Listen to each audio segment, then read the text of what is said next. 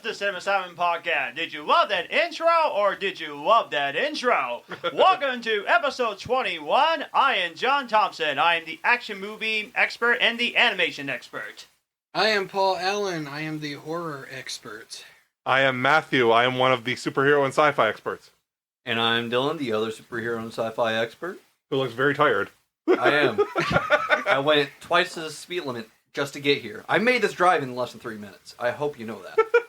We got a very special episode. Paul, why don't you introduce our guest here up for this podcast tonight? Yes, we have a very special guest. Her name is Heidi. She is an actress out of Indiana. Heidi, why don't you introduce yourself? Hey guys, I'm Heidi Mikac. I live in Bloomington. I'm a writer, an actor. I'm a social worker, school social worker. Always had a passion for acting and writing, and ever since I met Paul, I've been able to do both quite a bit. So thank you for having me today. This is really, really cool. Yeah, well, we're so glad you'll be able to join us, and it's going to be lots of fun that you'll be able to join us because we got a very special episode tonight. We're going Mission Impossible crazy for this episode, and I cannot wait to talk about it because, whoo, it was entertaining. What a movie. Yeah. It was so much fun. It was. It was ridiculous. Yeah, ridiculous good. Ridiculously good. Jeez, John, get it together. Yeah, I know. I'm trying. I'm trying. But yeah, let's get this fun festivity started. So, Matthew, what are we starting first for this podcast? We're actually going to start with Paul's announcement. So, as people know by now, I have been releasing short films under the Paul Allen Films banner. However, Paul Allen Films has evolved into a much better product, and I'm pleased to announce, formally, Allen and Mikac Films.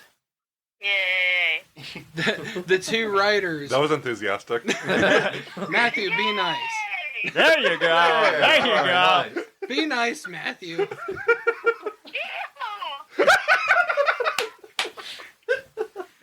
We have a number of exciting short films coming out that we've written. We have officially announced today the Recovery 3. And we also have a really cool short that was mostly written by Heidi. Oh, cool. Do you want to talk a little bit about Mommy's Back, Heidi? Sure. So I am a huge fan of Lifetime movies. I've been watching them for you. Don't laugh. I love them. They're great. What I love about Lifetime movies is that, you've seen them a million times, but you keep craving more and more of them. And it's been a dream of mine for years to write and star in my own Lifetime movie. And Paul Allen has given me the chance to do that. So, Okay. do you want me to tell you what it's about, or do y'all just want to keep it a surprise? Let's hear a little bit about it. Yes, please. Without giving too much away. Okay, well, how can I do that? Well, it's about a drug addict mother who has recently gotten out of rehab and is staying with her sister and brother-in-law. Okay. And pretty much trying to connect back with her daughters. She has a teenage daughter and a little 10-year-old daughter. And she's just trying to, stay clean, trying to get a job, stable, and just to provide a stable environment for her kids. But something happens, and I don't want to go too far into it, but something big happens. In other words, It's gonna get crazy things happen. Crazy things happen. I mean, Lifetime movies. I'm assuming people know how Lifetime movies work. Yeah. So I tried my best to I seen a couple of them, and they're definitely unique. I'll tell you that. yeah. Should we say they're all very unique. should we say who's involved in Mommy's Back? Yes, go for it, Paul. I love that energy. All right, so we have a really solid cast for it. We have child actress Delilah Hefner is going to be coming back, and no doubt she's going to roast the living shit out of Matthew and me. Yes. There is no mercy. She takes Cobra Kai a little too seriously. We have Delilah coming in. We have Chloe Lutz coming in as well. Another phenomenal actress who I have been able to work... Well, I've been able to work with both of them in The First Harvest and other projects as well. But Chloe is phenomenal. We have, of course, Heidi, who is going to be starring in this. We have myself as well. I will be in it as well. No, really? Yeah, shocker. Yeah, he plays the husband. I play the husband. And then another shocker, Matthew, is that Holly is going to be in it. Because she's in literally almost everything that I seem to put out. I wrote this part specifically for Holly, so she had to be in it. Yeah. Well, that's definitely very, very cool stuff. And needless to say, the fact that you and Paul have been working on a few movies and shorts and everything, it's very, very cool. And movies is an awesome thing, and it's also fun to be part of, isn't it? Oh God, yeah. I'm a theater girl. I've been in theater since I was like 11, 12. So being able to get into film has been an incredible experience for me. I bet. One more quick thing. We just heard that Paul Allen's movie, The Harvest. The first The harvest. First Harvest. I was close. It'll be premiering right at the Strand Theater that I pretty much grew up as a kid, that I absolutely love, at the Shelby Strand Theater, which I'm very excited, and I cannot wait to support your movie. So very, very cool stuff. You want to give us a little bit information about the whole premiere and everything in between? No information at all. Okay. That's actually a good idea. No, so the premiere in Shelbyville is on October 19th. Which is a Thursday. Which is a Thursday. It's a very interesting day for a premiere. The tickets are going to be $7, and it starts at 7. Or doors open at 7. I was going to say it started at 7:30. Yeah, doors open at 7. Show starts at 7:30. How do I know more information about your movie? You don't know more information about my movie. You just know more information about the screening. But anyway, after the movie is over, we're going to have a little social time where we're going to do a Q&A, so you'll be able to ask the actors questions. That's the one I'm excited about, the Q&A. Yeah. That's what I'm always excited about. And then afterwards, we're going to be taking pictures. We're going to be signing things. We're going to be selling things. It's going to be a very good time. I will be in costume for the meet and greet. So Nice. if you come to this movie, please be sure to swing by and get a picture with the harvester himself. And prepare to be harvested. Jesus Christ. There's one for the Mike Dillon. Yeah, I know. We'll track those numbers up, boys. For those who are unaware, we have a bank where we log who has how many puns. Bad puns, and unfortunately, I'm on the board. Yeah, 9. Which most of the 9 puns... is weak, John. Don't say most of them are not valid. Do not say that. No, it's not that. Do not. Most of them don't belong on there, because I Yes, thought they some of them were That's funny. the same as saying they're invalid. I You're know, wrong. I know mine are funny, but I know they're on there. Yeah. You gotta get those rookie numbers up. Yeah, man. And You I'm should talk proud of about it, that too. much higher. I'm proud to be a rookie. I'm higher than John. John, at least. Not much I'm higher. the one that's in charge of racking up the numbers, and I have more than you. So I want you to know that this is unbiased. You can't be like, this is unfair. No, it's perfectly fair. I have more than you. So if anything... So when are we all getting squirted? Whenever I'm ready. And then at some point we get squirted with a water gun. Yeah, context probably helps with Yes. that. Water gun. Right. Wake. It's going to be water guns. Says you. I'm so sorry. I'm not. But Let's keep it PG-13. I'm trying. What? Listen, Trying. they pick on me so many times. I'm just letting you know that. I'm just, Now you know how it feels when I'm part of the podcast. John is our target practice. Yeah, pretty much, yeah. No, we really I don't am the miss. target practice, yeah. I'm getting targeted a lot. Even on the group chat, I get targets. Our little flamingo. Don't start!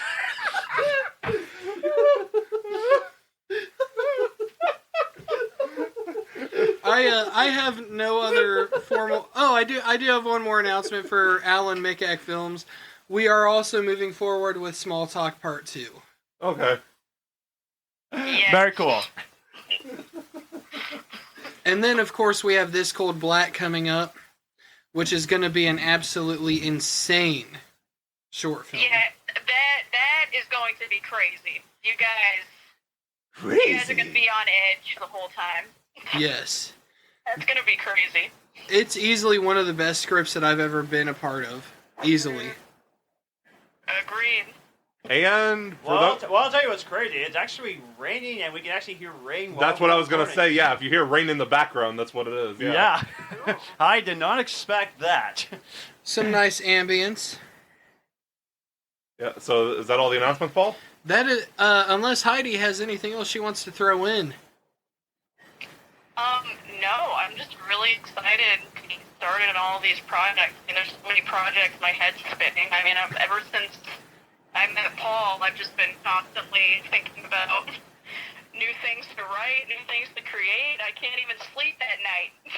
Head spinning can be dangerous. Just look at The Exorcist. Like I'm losing my mind. But in all seriousness, definitely wish you luck for many years of your career to become an actress, and it's very exciting that you're still doing movies. That's awesome. Thanks, man. I'm really excited. Heidi This stars. opportunity. Heidi stars in the new short film Small Talk. Which is getting quite a few views already. It's picking up some steam. It's got over 500 views. Since Saturday. It is officially the second most watched Paul Allen film. Very Within a cool. week. Wow. Within a week too. That's Yeah, very last Saturday at 10:15. yeah. Jeez. That's awesome. No That's big very cool. deal. We're not getting egos. Filmed right here in Shelbyville. Not at all. Yes, and it was actually filmed right here in Shelbyville, Indiana, It sure was. in Kennedy Park.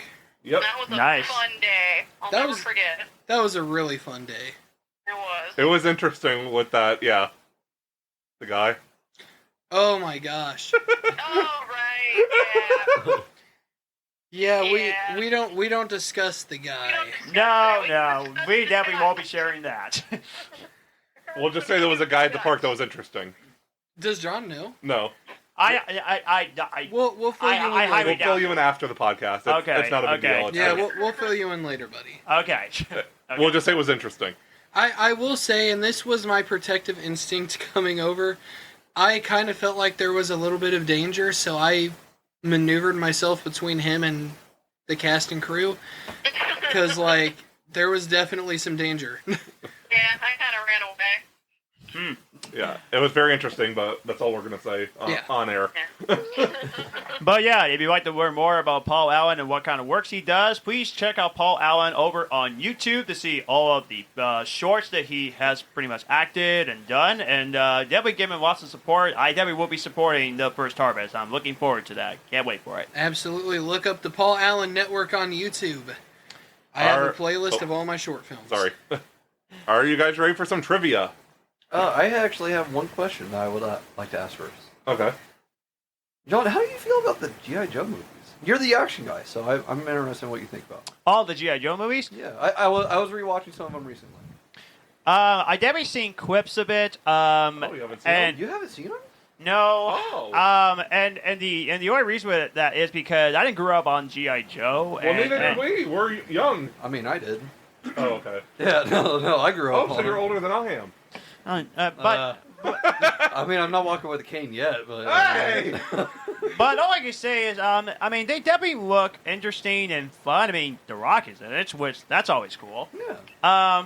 Maybe I'll give him a watch someday. I didn't like Snake Eyes as much. I like Snake Eyes. I like Rise of Cobra and Retaliation better. Honestly, I wish that we would get a Snake Eyes sequel sooner rather than later. I think that there was a lot more to do with that character than what they gave us. We're definitely getting a reboot, though. Because of Transformers. Of the G.I. Joe universe. Yes. But Because of Transformers. I still haven't seen the latest one. Oh. Yeah. Oh! So, that gives me an idea. And now... It's all on the table now. Okay, well, I'm only gonna say there was a mention in there. Don't tell me. But honestly, I'm not surprised because I've been following the RPGs that are being released by, Hasbro. not Hasbro. Oh. No, there's a company. I wish I could remember their name, but they're handling the Power Rangers RPG, the GI Joe RPG, Transformers RPG. They literally just came out with My Little Pony. But I've been following all that, and they have a Lovely. full-on crossover book for all the RPGs. And I think it's hailing again. Nice. It was hailing hardcore while you were at the theater. Really? What the hell? Yeah, no, I didn't hear that at Yeah, there all. were some like that big around that were hitting the ground. Holy crap! I deserve one in the bank for that, just for the record. Yeah, you do. You do. You're at 49. But I would just by say my it real count. quick before we get What am I at? Currently 114. I still have to go over that the last episode. I was going to say, I think there was 4 last episode. I'll go low. Let me say this real quick before we even get the trivia. The bronies, they are weird. They are a weird group Why that are you loves bringing My that up, Little John? Pony. Oh, you're a brony, aren't you? Oh. Uh-oh, I did not know you were a brony. John, you're dead tonight. I- I'm not, by the way. But I know a lot of people that are My Little Pony fans. You're dead. I know a good spot to bury a body. You're going to need to prepare it. he doesn't watch the show either, so why'd you bury Matthew too? Because he's not dissing it. Well, You're not saying anything, at least. There's a difference between actively dissing it and not liking it. Heidi, There's a I think difference. we may need to write John into one of our murder scripts. I- Oh. He absolutely needs an epitaph Do that. by the end of tonight. I'll say that. Oh no! I did say I would like to be one of Paul's movies, which would be cool. I'll take any movie that he wants me to be part It's of. going to be a dead body, and you're going to be method. I don't want to be dead. I don't want to die. this kind of reached a dead end. There There we That's go. what- That one was terrible. That was bad. I really killed that one. Hey, That's there's 116. another one. Matthew making puns in the dead of the night. That is 50 for Paul. 50, yes! I guess he could have it. Just get the trivia, please. 17. I'll I'll take a stab at it. Jesus Christ. 51. It doesn't matter how you slice it. I'm not being part of it. Dylan. I'm not part of it. No shit, you're not part of it. Matthew! Nine is Matthew, good enough cut for it me. Cut it out. Oh my God, Paul. Matthew, trivia, please. Yes, please. Trivia. Give the numbers Oh. a break. Matthew, cut to the chase. I'm sorry, I had to get one in there. I really had to. Okay, Heidi. See, this is why we're getting into a crazy people like us. I'm at 15, by the way. You see why That's we're come down hard. you see why we're nuts? You want to get nuts? I- Let's get nuts. Oh my gosh. Best Batman. Yeah, I know. Okay. Heidi, I swear we're not this crazy. There.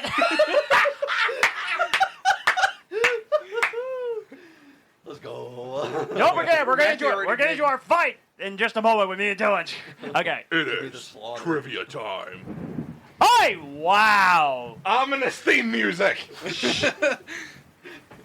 Who is the only character in the Mission Impossible series to appear in the original TV show? He made a cameo in the first Mission Impossible, right? I'm not saying anything. I think I know the answer.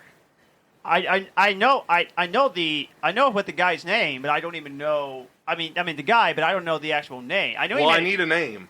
I don't know the character name, but I think I know the actor. I feel like that's half a point at least. It's a half a point, but it doesn't count for a full point. I would. Is Well, it I mean, Henry another Czerny's half character? point somewhere down the Huh? line. Is it Henry Czerny's character? No. Ah, never mind. Yeah, I got nothing. I don't tapping remember. out of I this don't one. remember his name. I've never watched the original show, so I wouldn't. I haven't either.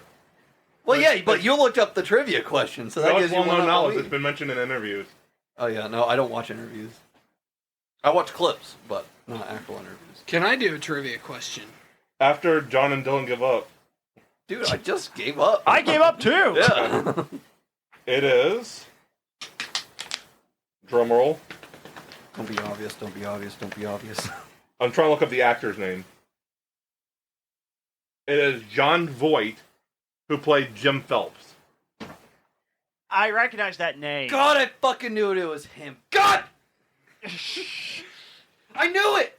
I knew it! But I was like, no. I was like, that's too obvious. Congratulations, Dylan. You just jinxed yourself. Not the same actor, but Jim Phelps was the good guy in the original TV show. He was Ethan Hunt's role. Yeah, I know. Ay. Fuck! Matthew stumps again. Watch your language. Oh, Yeah, what's your fucking language? shit, guys. I'm so damn sorry. What's going on here? You should hear the Indiana Jones episode. Oh, yeah. Oh. Watch the Indiana Jones episode. I dropped the I F-bomb at promise least, you, like 60 me times. and Matthew, we do not curse. I promise you. I'm a good person. Oh! John, if She I doesn't was believe not me. going to kill you before, I am going to kill you now. You're saying I'm a bad person because I cuss? Oh! Oh no. No, that's not what I said. That's what you just Controversy. said. You said that you don't cuss, so you're a good person. Oh, say you no. didn't say it. You're really digging yourself into a hole there. I think I just bust myself. You did. You fucked yourself over, bud. Oh. I still love you no matter what. I know. Dylan's just going to enjoy this You're for a just second. calling me a bad person. Oh. I never meant to. Uh-huh. No, I'm serious. I Right. never It meant was to. an accidental Right. slight. It was an accidental slight. Yes, it was. It was. I promise it was accidental. You're dead. Oh no. Okay, where's your gun? I don't need a gun. Oh! I'm kidding, Dylan. I'm kidding. He just needs thunder and lightning. Oh Jesus Christ. Notice I didn't say on. This is okay. So anyway, can I do my trivia? Go for it. Please, All right. before things get dangerous. Too late. Yeah, I think we're beyond that. Let's All get right. dangerous, Darkwing Duck. Who is the voice cameo in Scream 5 during the Stab 8 video? Oh, dadgummit! I watched it once. Wait. I know one of the surprise cameos that you wouldn't have fucking known about it in Scream 5, but I don't think it's the voice cameo. Oh, Paul would know. Well, duh, I wouldn't know. No, I'm saying the cameo he said you wouldn't have known about. He came up with the trivia, of course. No. No, I'm not saying that he wouldn't know Oh, about okay. it. He knows every I'm just saying cameo. that's the cameo that I know. Oh.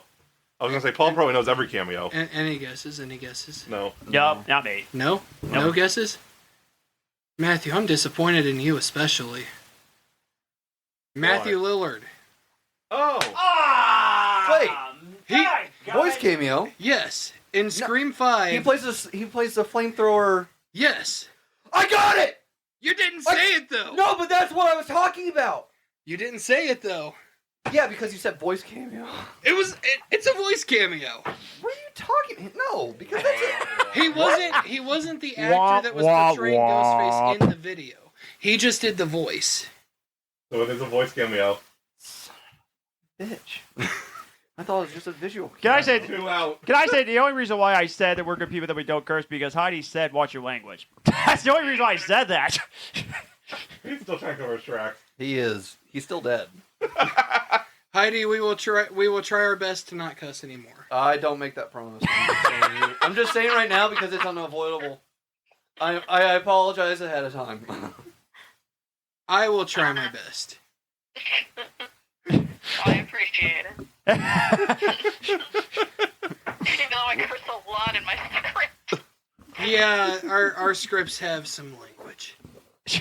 We don't have scripts, or should we say in the Deadpool video game scripts? No, Heidi and mine. Heidi and mine. Oh. Yeah. John John. is confused today. Yeah, get with it, man. See, this is the reason why I get picked on almost every single episode. You make it so easy, I could have gotten 2 trivia points tonight. Yes, you. and you could've. failed at both. I need to not doubt myself on this shit, man. I really Don't need doubt to yourself. not. You can do it. I thought that it was going to be somebody else from the first movie. I was like, man, I don't know who that is. Do you want to go for round 3, No. No. I'll go for round 3. John? No.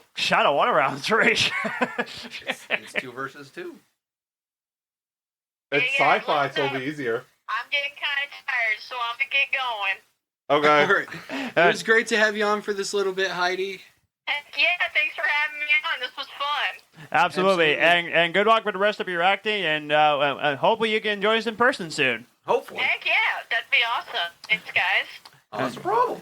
We hope you have a wonderful night. You too. All right, bye, Heidi. Bye-bye. Bye. That was really cool. That was awesome. She was a cool guest. It's 2v2. Yeah, I guess we don't do the other trivia. Let's do the other trivia. Come on. Come on. I want It's you sci-fi. Unless it's Star to Wars. give it to me. Come on. I want you to give it to me. Come on. Nice. I'm bummed All out right, now. all My right, yeah, all depression is right, hitting yeah. Let's hard make right this now. real quick here. Yeah, well, this is too good of a question not to do. I just want to get out of here. I'm pretty sure I'm gonna get this one. Hopefully. What 2 major sci-fi movies came out the very same weekend? Very same weekend? I'm going to decline to answer because I know it and I want one of the others to get the point. Oh, I did tell you. No. Did we get a clue like year? I will say it's before 2000. Before 2000. Yeah. That only Okay, leaves 1,999 more years. Well, no, because sci-fi movies didn't really start getting serious till the 60s. You know what I mean. Shoot. I think I know one of them. Does Deep Impact and Armageddon count as sci-fi movies? Because they both got the same premise. I can neither confirm nor deny this information without the Secretary's approval. Goodbye.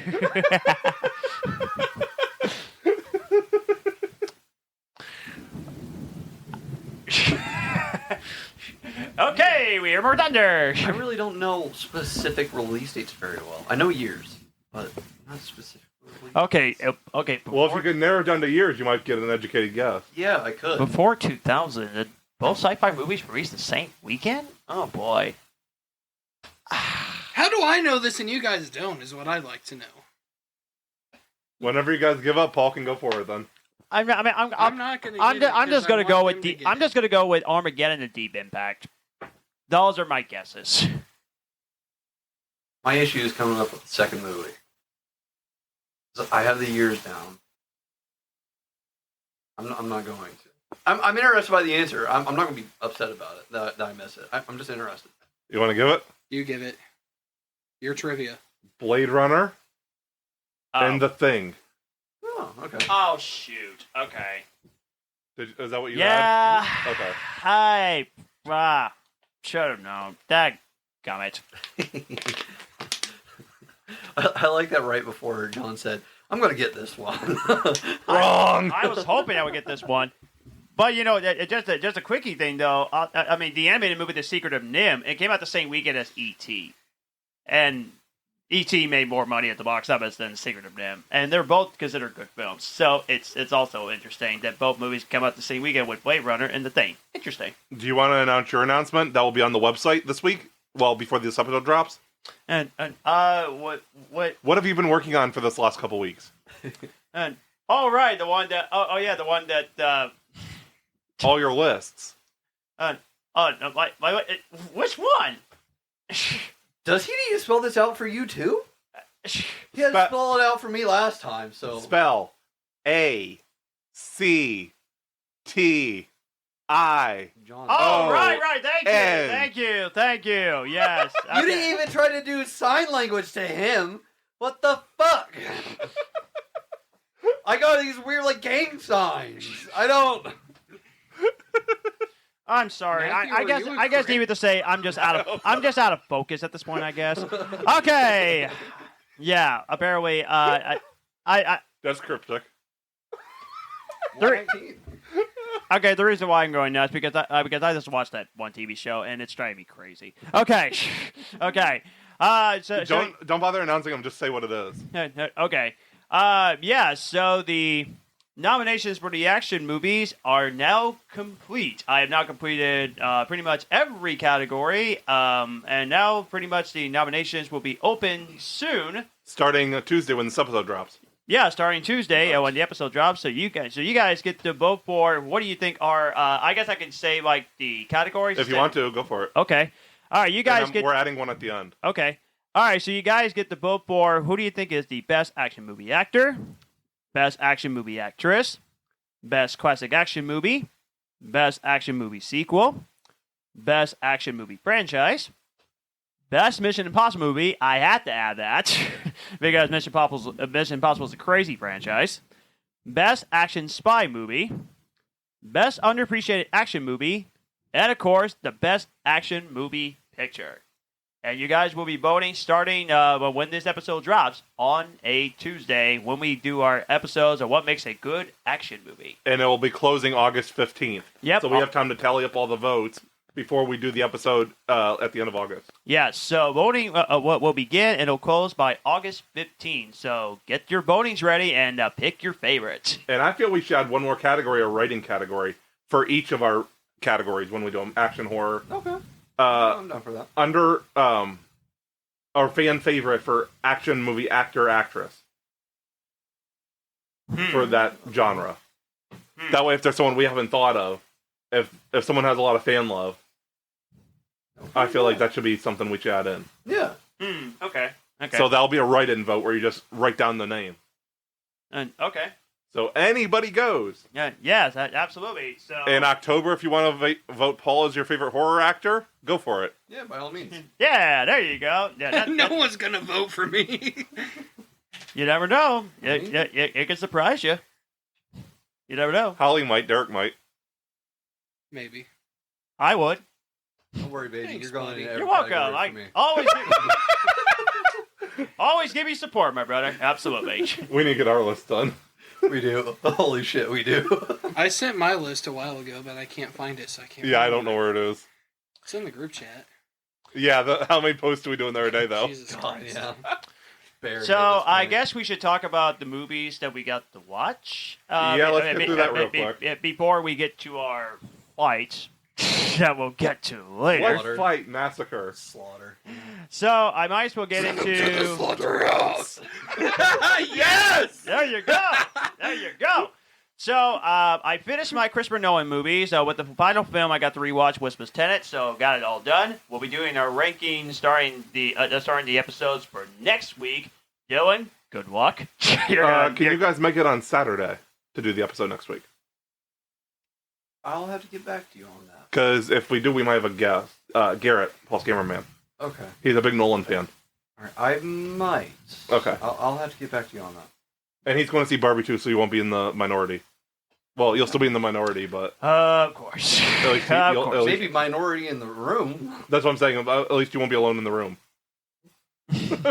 Of course. But anyway, so yeah, I finished my rewatch with Tenet. And since I watched the Mission Impossible new movie, I was in a Tom Cruise action movie mood, so I decided to watch Edge of Tomorrow, which I did love it the first time, but I wanted it again to make sure, and I love it the second time. It's actually in my top 10 favorite Tom Cruise movies, which is on Letterboxd. I'm posting it on the Cinema Simon podcast, so you guys can read the list. You're really cruising with that list, aren't you? Yes! So anyway, I watched that. I'm starting my Teenage Mutant Ninja Turtles marathon. So I started with the 1990s Teenage Ninja Turtles movie, and then Secret of the Ooze, and then the third movie. There's a total of 9 Ninja Turtle films. 6 of them theatrical, and 3 of them that were straight to TV. What do you think of them? I didn't know about that. There's a I mean, there's a 2009 film called Turtles Forever. Batman versus Teenage Mutant Ninja Turtles. Okay, yeah, I'm at 8 Yeah. then, I think. And Rise of the Teenage Mutant Ninja Turtles, the movie. It's on Netflix. Oh, I forgot about that one, yeah. I gotta watch that one. Yeah. And Turtles Forever, it's actually not on streaming. But, Okay. but it's available to watch for free on YouTube. Okay. So, yeah, I'll send you the link. So Yeah, you so I can watch them. So you actually watch those. Since And we're ranking the Turtles movies. Yeah, which it comes out on August 2nd, which... August 2nd? August 4th.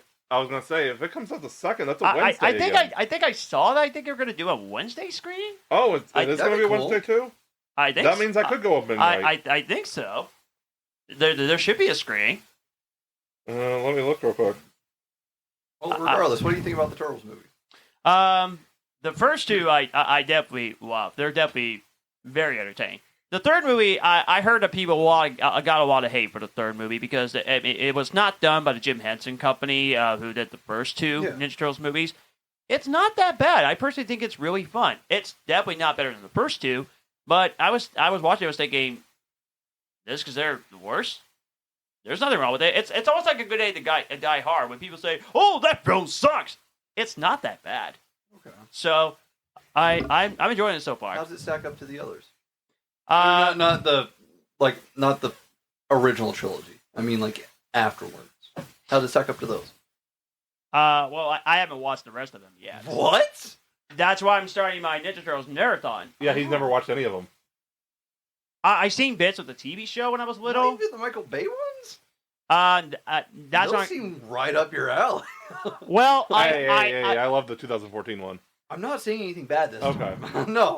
okay. genuinely mean it. I hope I will enjoy them, but because Michael Bay is the one that's also sort of in charge. Oh, look. He's using his Batman voice.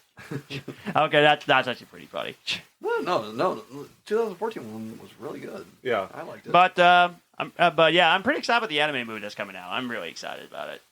I like the 2007 animated one. Oh yeah, TMNT. Yeah, that's definitely something I'm looking forward to. Music trivia for me. Well, it's not really trivia because I'm just going to tell you guys. One of my favorite bands is in it. POD. Oh yeah! I nice. remember seeing that. There you go. Yeah. There you go. Hey, Paul, did you watch any movies? I did. Oh, what'd you watch? Like he's telling you. So the biggest thing I watched this week was the new Mission Impossible movie, There you go. and I did so in a way to purposefully tick Matthew off. Which we'll review that later. Of Oh, course. I watched this Mission Impossible movie without watching any of the other ones. Oh no! Oh no! Okay. And I did so specifically to take Matthew off. Partially as payback for him picking on you all the time, John. And I say thank you for that. Yeah, there you go. That's really been pretty much it. Unless we count TV shows, I did see a new TV show. Did you end up watching 3 and 5 this afternoon? No. I didn't have time. So you've only watched one of them. Yes. So you got to do what John did with the Transformers movies. You got to rank them without having seen them. I think I already know how I'm going to rank them based off of what little I know about each one. Okay. Yeah, I gotta. I know you've been. I will say this is the best one that I've seen. Okay. Yeah. Okay. I know you've been watching. You've been getting into Christopher Nolan watch as well. How did it work for Memento when you watched it the second time? I couldn't stay focused, Oh. so I'm still confused. Okay. I got a There's a reason why there's a bonus feature called the beginning and the end, which means you can watch it in chronological order. Which, yes, that cut does exist. Which I was thinking, I want to see that cut. I watched a few things this week. Okay. The Snowman. Okay. Oh yeah, well, Michael You've seen Fassbender. it? I haven't seen it. I still really want to. It's on Netflix. I know. Yeah. I'm trying to make the time for it. Yeah, it's it was good. Some of the CGI is definitely wacky. Yeah. Like, there's a scene that's clearly like they're rolling when they're driving the car. They're clearly like rolling a screen past it, like an old movie. It's like Okay. it looked bad. The plot was decent. It wasn't the best. The cast, though: Michael Fassbender, Rebecca Ferguson, Val Kilmer. Toby Jones, Yeah. Okay. freaking Genevieve O'Reilly. Oh, Oh, okay. Mon Mothma. Yeah. And I think there was like one more big name, and I forget who it is. Me too. I know what you're talking about, but I can't remember his name. I started my Christopher Nolan. I'm calling it a watch because there's 2 movies I haven't seen. Following was actually really good. It's really good. Absolutely. For his worst movie, it's still got a 4.5 from me out of 5. Okay. I made it 4 out of 5. It was good. I liked it. I rewatched Cocaine Bear. Of course you did. Even better second time around. Thanks to Prime Day deals, I got it for $10 on Blu-ray. Oh, nice. That's Cool. This one's interesting. Paul knows about this one. I watched a movie called Beckman. It is made by the company who made God's Not Dead. I watched it to laugh at it. Unironically, it was actually a good movie. I'm gonna hop a little bit back. I'm gonna start with not the beginning to tell you. Okay. He's a preacher. His adopted daughter gets kidnapped by a cult. William Baldwin is the leader of the cult. Alec Baldwin's brother. Before he was a preacher, he was a contract killer. It's basically a pure flicks version of John Wick. Like there's actually gore and everything.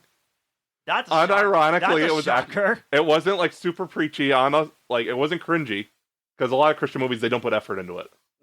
One's made by Christian studios. They think because it's Christian, Christians will watch it. Yeah. But unironically, it was actually really good. The writing was decent. The action scenes actually look good. They look better than some big budget movies I've seen. Because like some big budgets, they shake the camera around so much you can't see what's going on. Yeah. You can actually see everything and it looked good. Okay. So unironically, it was actually good. And just say this real quickly. Of course, I'm a pretty much Christian man. I will defend Pure Flix. I will defend that company. I won't. Because most of the movies I've seen, I love. So I'm just gonna leave it at that.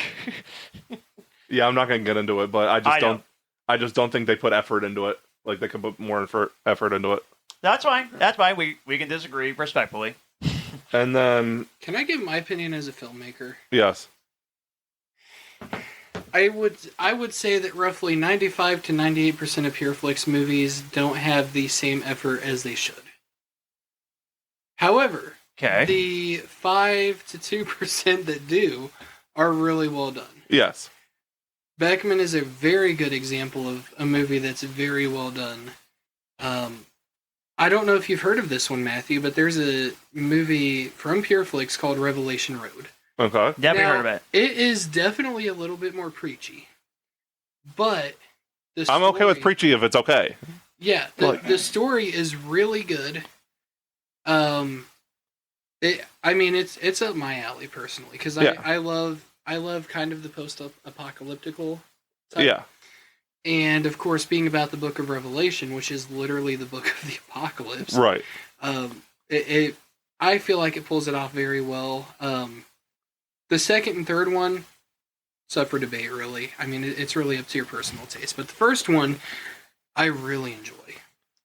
Do you know what my favorite post-apocalyptic Christian movie is? Please don't say Left Behind. Legion. No. Oh. The Book of Eli. Oh yeah. I still haven't watched that. Legion is amazing, though. I love that one. Legion. It's really, it's Dude, really, it's been it's too really long since I underrated. watched Yeah, that one. I love the Book of It's Eli. so I good. watched it with Yeah. Matthew. It's a great film. Very underrated. And the action was really good too. And Denzel Washington is a master. as Legion always. actually has one of my favorite bands in it too, The Showdown. Really? Yeah, they play it for like 3 seconds. Like when they're all rushing out of the car, like in the dark, Yeah. you hear a brief rise, and that's actually The Showdown. Huh. Oh, nice. Very cool. The song "The Backbreaker." Any others that you watched? I rewatched Prey, and then I did Insomnia and Memento today.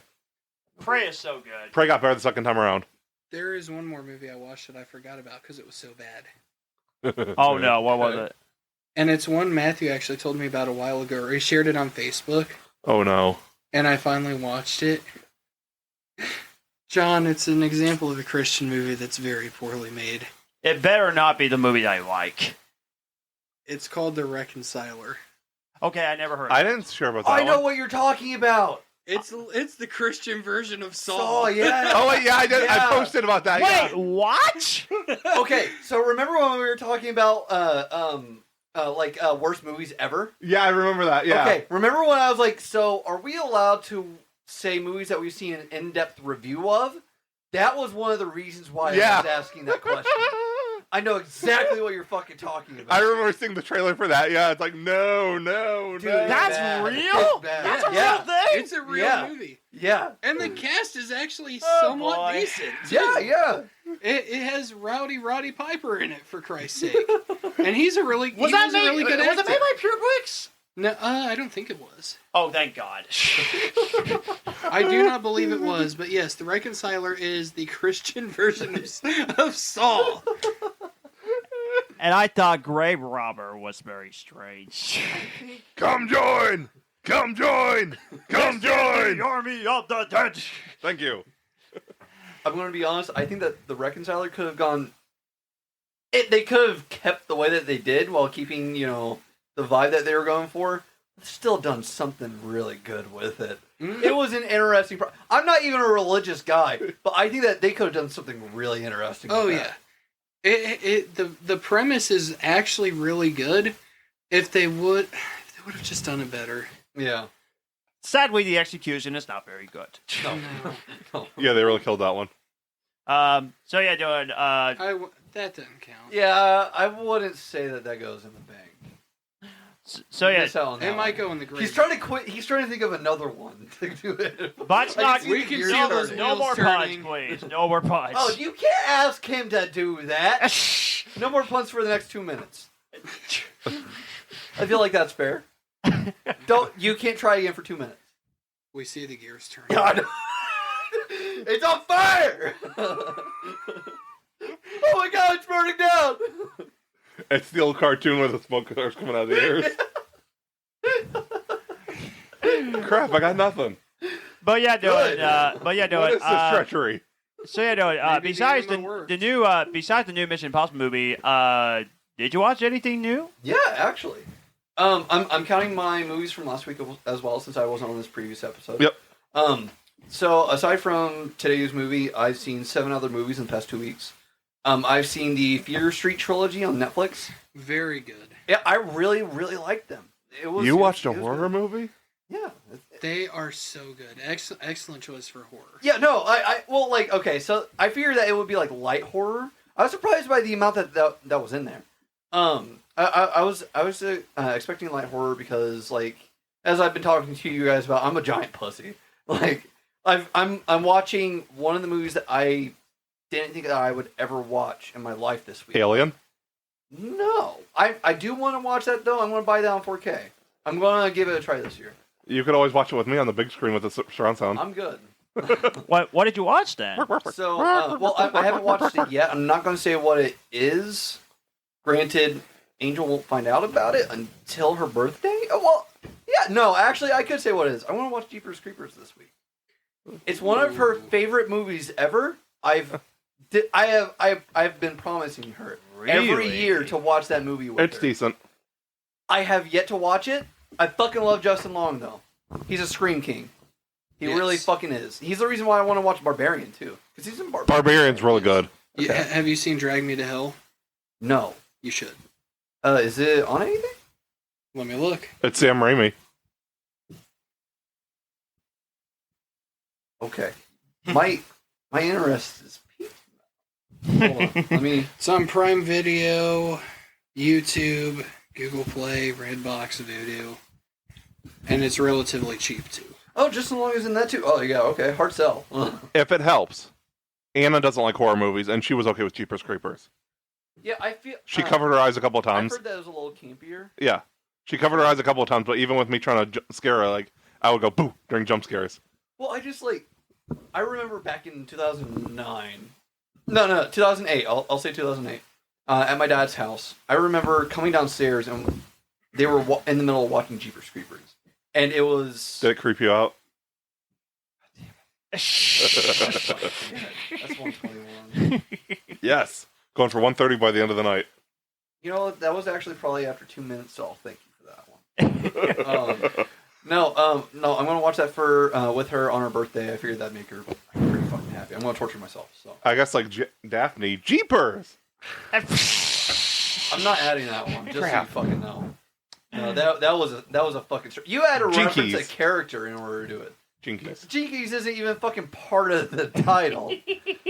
Anyway, I watched the Fear Street trilogy. Fucking great. I really liked how it ended. I hope that we get another set. I think there's more books, so we should get more. There are more books. I haven't read the books personally. Did you end up fearing it? Matthew, any more puns and you're going to be put out on the street. Crap! I was about to use that. What are movies did you watch, Dylan? You could say I'm Punch Street wise. Okay, so I watched the Fear Street trilogy. Really good. I watched Day Shift, featuring Jimmy Fox. Yep, that was on my list last year for top movies. Really fucking good. It was. I fucking loved it. I thought it was great. Honestly, I hope that we get a sequel called Night Shift. That would work. It'd be awesome because he got transferred to Night Shift at the end of it. I would fucking love for Dave Franco to return because he was great in it. I love Dave Franco in almost every single thing that I've seen him in. Did you start your Nolan watch yet? Not yet. You're gonna get them all done this week. Yes. Really? Yeah. I don't have a whole lot to watch. Oh, you're not gonna watch them all? What do you mean? I'm not doing a full rewatch. No. Lame. I might rewatch Inception. Okay. Might. I'm still waiting to hear your thoughts on Interstellar. I know that's the reason why I haven't watched it. Well, you don't have. I'm going to buy you it on don't- 4K you on don't- Wednesday. And I was gonna say, please do not watch it on your phone. Not that I'm movie. not going to. I'll watch every other movie. You don't on my have to phone except for rewatch. Interstellar. You don't have to rewatch the Dark Knight trilogy because Yeah, I'm not even- They're all. I already know. I'm not even rewatching the Dark Knight trilogy. I've watched them. watched those a dozen times. So Those are rookie numbers. I've seen the Dark Knight over 100 times. again, I'm not a big Those are Christopher rookie Nolan fan. numbers. So Those are rookie numbers. I know, compared and you're to me and you're watching probably gonna Scream 6. you're probably gonna I know you watched Scream 6 100 times since March. I need a rewatch. You're- I Dylan, have the Dylan, Blu-ray you're with gonna me. lose viewers if you keep saying you hate Christopher Nolan. And I didn't say that I hate Christopher Nolan. Yes, you did. No, I didn't. He says he's not a fan of his work. Yeah, I'm not a fan of his work. I'm not a big fan of him as a person. Yeah. Because it's just, to me, he seems pretty narcissistic and egotistical. But it's because of the work that he's contributed to Hollywood. I will say, he has made good movies. I don't hate his fucking movies. I just am not a fan of him. Here's a question for you. I just learned this today. How many of his movies, he has 11. Yeah. How many of his movies do you think are in the IMDb top 100 of all time? 7. Yes. That has to count for a fucking point. I'll give it to you. Yes! Thank you, Jesus! Hey, I'm Matthew. not a holy man, but that might make me one. Matthew, that might be the first time that someone has cheered because you were going to give it to them. Oh no, dude! I had to add this to the bank really fast. Oh, that's good. I'm adding that anyway. That's 54. So let's see. Fear Street trilogy. Fear Street Trilogy, Day Shift. I watched the first 3 Police Academy movies. Oh, there really, you go. really like the first one. There you go. It makes I it didn't 7. know that Steve Guttenberg was in them. I fucking love Steve Guttenberg. Matthew's frozen in shock. It was a pretty fast one. That's what I've heard about Matthew. That won't go in the bank, but that was really good. This is, Does having turning, the time of his life over here, not being the one being roasted. this is turning into Flash all over again. Now, Flash, there are times when moving too fast is not a good thing. You need to think about a lot of dead puppies. Dude, I really need to rewatch the scene where Wonder Woman saves them. I need to rewatch it so fucking bad. That exchange is brilliant. The baby shower scene is hilarious. Yeah. That was so funny. So, yes, we could go ahead and announce that anyway, what we learned this week. Flash, well, we'll start with Spider-Verse. Spider-Verse, September 2nd on Blu-ray. We are physical media collectors. Yes. And Flash is September 15th. Yeah. So, yeah. Oh wait, I thought Spider-Verse comes out September 5th. You just Oh. said that. No, you said September Oh, 2nd. sorry, 5th, yeah. Oh. Also, I had news I forgot about. What? Important news. Obviously, we fully support the writer's strike. Yes. And, Ryan Strike and SAG-AFTRA. Yeah. Yeah. 2 Alien bits of news. Alien Romanus is finished, so that is still coming out next year. Okay. Without a doubt. It was 100% finished except for post. Good. Also, the Alien TV show they're doing on Hulu, there was only like one SAG actor in there. So they are just recasting, I think, and continuing with non-SAG actors. Interesting. That's going to lose them. The studio's going to be screwed over on that one. I don't know. I heard two things. I heard they were either going to recast or they were going to film around and just leave that part for last. They should probably leave that for last because Yeah. if they replace that actor, it's going to screw the studio. I'm not sure which studio is producing it. It's FX and Hulu. Okay, that would screw them over royally So Disney. if they replaced him. Yeah. Him or her. Or... Yeah, I seen two different articles and they both said different things. So Okay, yeah, I'm just saying. So we're getting that a new there's gonna be Alien some- movie and an Alien TV show. probably both next year. Yeah. I'm on board. I'm only watching the Alien TV show with you because my parents would not like if I watched it. I do have one more news. Deadpool 3 has shut down production for the time being. Yes. And Mission Impossible 8. Yeah. I mean, it's for good. It it's for wasn't good finished. reasons. I thought it was. It wasn't finished. Crap. It's for good reasons. It is. I'm bummed out that we're gonna have to wait for these movies a lot longer, but I'm glad that there will be progress. The one positive, though, I have a huge rant for the end. Okay. Yeah. there's one positive, though. Paul, do you want to say what's the good news about this writer strike? Well, it's good news for some people. A community you're a part of. Independent films. Yes. This is definitely the time for independent film. Yes. Because almost every independent movie is non-union, right? And probably about 90% of other movies are shut down right now. Yeah. So right now, the only films that are going to be coming out are going to be those made by indie filmmakers, such as myself, such as other amazing filmmakers like Sandy Slavin, for example. Not to name drop anyone. You want to get a little closer, Matthew? Your microphone's not picking up that well. Oh, sorry. That's all right. Anyway. So, my plea to everybody who enjoys cinema is to consider these independent films that you're going to see come out. You are going to find your next favorite filmmaker, your next favorite actor, your next favorite actress in this moment, in this time period that Hollywood is shut down. We're all giving Matthew the finger. Yeah. No context is needed. No. I won't say which finger. No. He was just giving us water. But I was going to say this real quickly. I mean, to give you an example, Ninja Turtles movie 1990, it was an independent film. Only cost $13 million. Made over $200 million. And it was The first Halloween movie. Night of the Living Dead. Exactly. yeah. So right now is the time for indie films. So please consider the indie movies that you're about to see come out. Support indie filmmakers. Physical media. Yes, buy the physical media. That's Yes. really how we make our money. That's true. Um, Absolutely. You know. That goes for movies and CDs. Like yes. any kind of medium, always buy physical media. Yes. Don't just stream. Yes. Absolutely. So, And if streaming ever goes down, you own it. Exactly. yeah, That's my entire If the internet ever goes out, whatever, we're not going to be screwed, will you? So to give you pretty much give you the conclusion, support independent films. Yes. That would support it. And physical media. And physical media, yeah.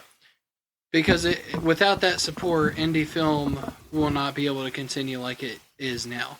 So please support indie film. Absolutely. As I'm on the train of physical media right now, I'm calling out Disney/Hulu. Give us a Prey Blu-ray release. They haven't even announced it yet? That's crazy. Barbarian doesn't have a Yeah. release either. That's another one that needs one. That's weird. And I'm still waiting on Amazon Prime Video, for my Expanse Blu-ray box set to come out. Oh boy. Man, oh I still boy. really need to watch that show, man. Yes! How many seasons are there again? 6. Okay. But they're all 10 to 13 episode seasons, except for the last season, which is only 6 episodes. It's only like 60 episodes. I'm gonna have to fit that into my watch of Supernatural thing. John has started watching it. John, do you want to give us your opinion so far to tell Dylan what you think? Yes. The Expanse, just the first early season in terms of sci-fi. I heard the visuals gets better when they did the newer season. Visuals is really good. The story is incredibly interesting. Very interesting characters. And when they're actually in space, it does look amazing. When they're up in the galaxy, it looks really, really cool. I know some of the CGI can be look like TV CGI, but they still look really good. It's a really good show. I actually really like it so far. Okay. Yeah, the CGI gets better. It was originally a Sci-Fi Channel show. Oh, okay. Sci-Fi canceled it. Amazon Prime picked it up for 3 more seasons. Hopefully they do that for Warehouse. And hopefully it'll be one of my favorite sci-fi shows. The more episodes I watch with It should be. Yeah, I hope so. If you like sci-fi, it's among your top shows. Like if you finish it, it's pretty much guaranteed. Everybody I've talked to that's watched it said it's among their top 10 sci-fi shows. Okay. Wow. And as for those that can't see in this room, I have the Rocinante, the Expanse ship, right in this room. The entire ship. Yeah. Yes. I feel like we should get into the battle before we talk about our Mission Impossible movie because Yeah, we got an hour, so let's get into this. Dylan's just like, I'm ready to destroy you. It's time for Dude, you. I'm not sweating at all. Dylan, it's time for you to learn why this movie. Why you're wrong? Yeah, I know. No, why Hey, this John. movie's going to fail. Hey, So, John, yeah. Hey, Paul, you want to ring the bell? just so you know, I am ordained. I can host your funeral. Do you want to ring the bell to get this started? I don't have a bell. Actually, I Ding, ding, ding, ding. yeah, ding, ding, ding, ding, ding. All right. Yes. Okay. All right. Are you ready? Yeah. Are you ready? Oh, I'm so ready. Fight! Ladies first. Oh! I'm not a lady. I mean, Plot twist, Okay. John is Fussy, one of the you fifth. Just to let you know, I came prepared to tell Not you. prepared Shut it! You didn't even know what I was going to say yet. I mean, I knew came. that's I exactly came what you were gonna prepared. say, so, why this movie Barbie is going to fail miserably, and while Oppenheimer is going to do better. Now, I agree with Dylan on this already, just for the record. well, you don't know what I'm going to say yet. I know, but You're wrong. as I told you, I'm just going to throw out my 2 cents right here before you guys get into it. I actually have something to say too before John makes his argument. I don't think Oppenheimer's going to flop. No. I don't think Exactly. Barbie's going to flop. No, you just said that Barbie was going to fail. That's what I'm going to get into and why it will flop. No, I'm the they're only both going to do undecided. well. They're both going to do well. I'm the So I just only wanna say that. undecided voice here, so both of you present your arguments to me, and I will say who wins. Yeah, I'll just say real quick what I thought. Barbie's going to do better financially. Yeah. Without a doubt. Oppenheimer is going to win awards. Yeah.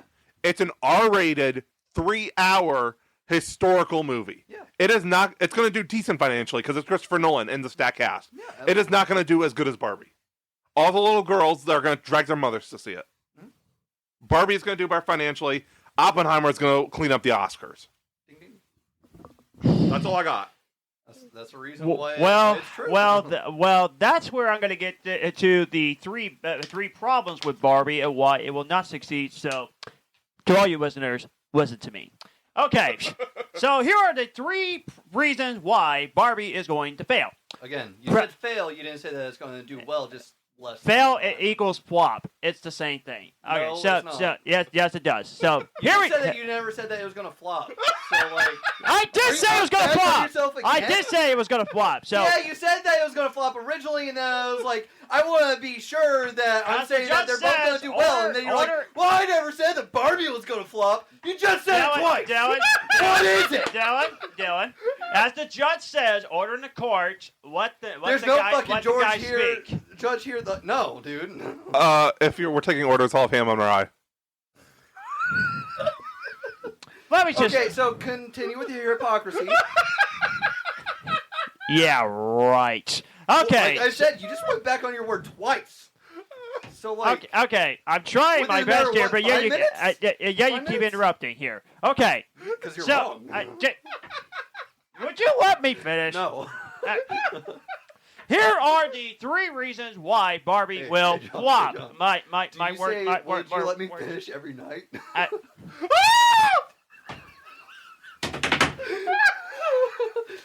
This is torture. This is torture. Okay, John, release. Clean up on aisle, John. Wow. Okay. All right. Here we go. Problem number 1. Why Barbie is going to flop.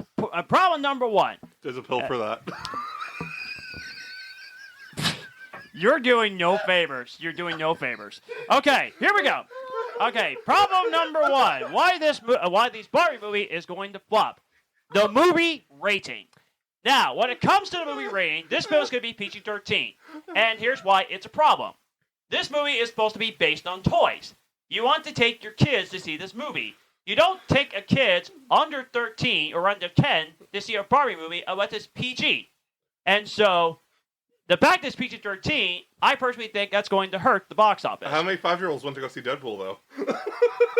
That's different. It's rated R, but that digress. Yeah, it already happened, yeah. So you're saying a rated R movie will have more of an audience? Than a PG-13. Well, I'm going to get to that, but that's number 3, but I haven't got to number 2 yet. So anyway, that's problem number 1. The bathroom's back there, man. I knew you were going to go there. Okay. No, So- that's where you're supposed to go. That's 2 for the bank, just for the record. But anyway, that's problem number 1. Problem number 2, the terrible marketing. The trailers is terrible. The TV spots is hideous. I've seen the TV spots and the teaser trailers too many times. It's cringe. It feels like more of a parody than a Barbie movie.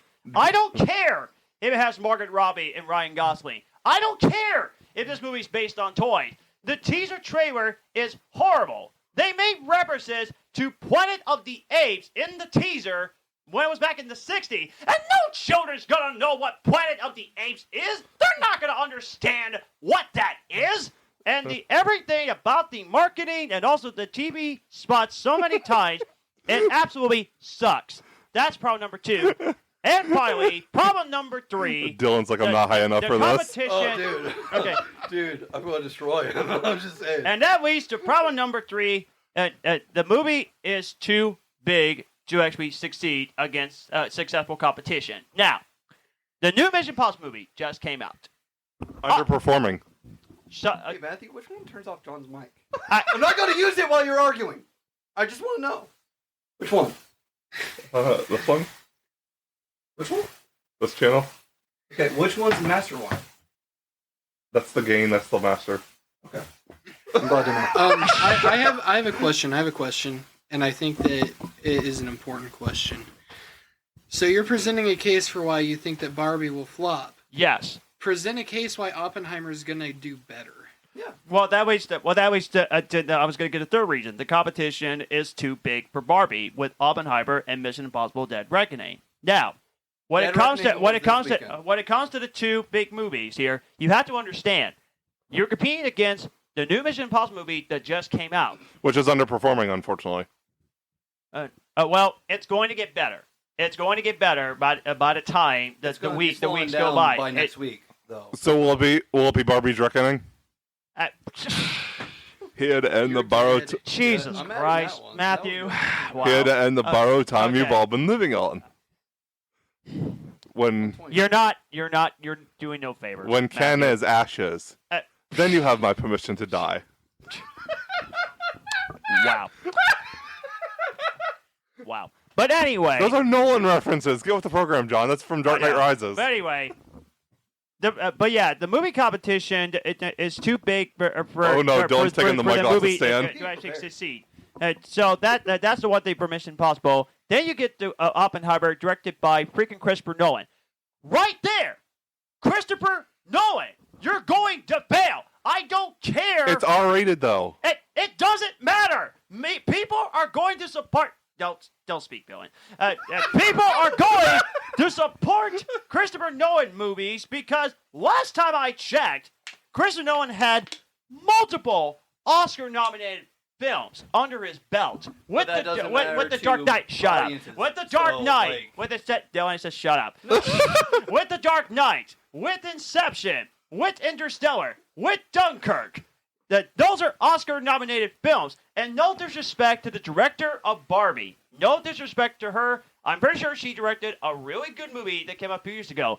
But you're not Christopher Nolan yet. You got a long ways to go, and you're directing a movie based on toys. So Nolan is the GOAT, but I think Barbie's still going to do better. Yeah. Jesus Christ. What Okay. makes you think that Barbie's going to succeed, Dylan? He's not part of this All right, conversation. John has presented his argument. He has some This is points, ridiculous. Somewhat. This is ridiculous. Seriously. I want to Can hear. you just admit that the teaser and the TV spots is hideous? No, because you're wrong. Why? Why? It sucks. I No, hate John. the teaser trailer. John, you're just not the target audience, and you have a bias against Barbie. Tell me I'm wrong. Okay, so He's listen, not getting to I this. have asked 2 questions this podcast. Two. Hold on. I got water still left? over it. Don't turn me down. Okay, so Turn it back up. I hope you know that if you turn it back up, I'm turning it back down. Do you want to come over here and do it yourself? You kept telling Dylan not to talk while you were talking. So That he's is turning true. you down to That make is- sure you don't talk. That is a Do fair you have point. anything to say? I'm not afraid of you. Okay, Oh! Here we go. so I don't have 3 points. I have more than 3 points. However, some of those points got added while you were talking. One of them being, hey, John, what rating was Endgame? PG-13. How much did it make in theaters? There's a No, difference. Sammy, no, it's not. There's a difference. Hey, how many kids went to go see Endgame? And how much money did it make, Matthew? Worldwide. Basically 2.8 billion. $2.8 billion. One of the highest grossing movies in the industry, and it had a PG-13 rating.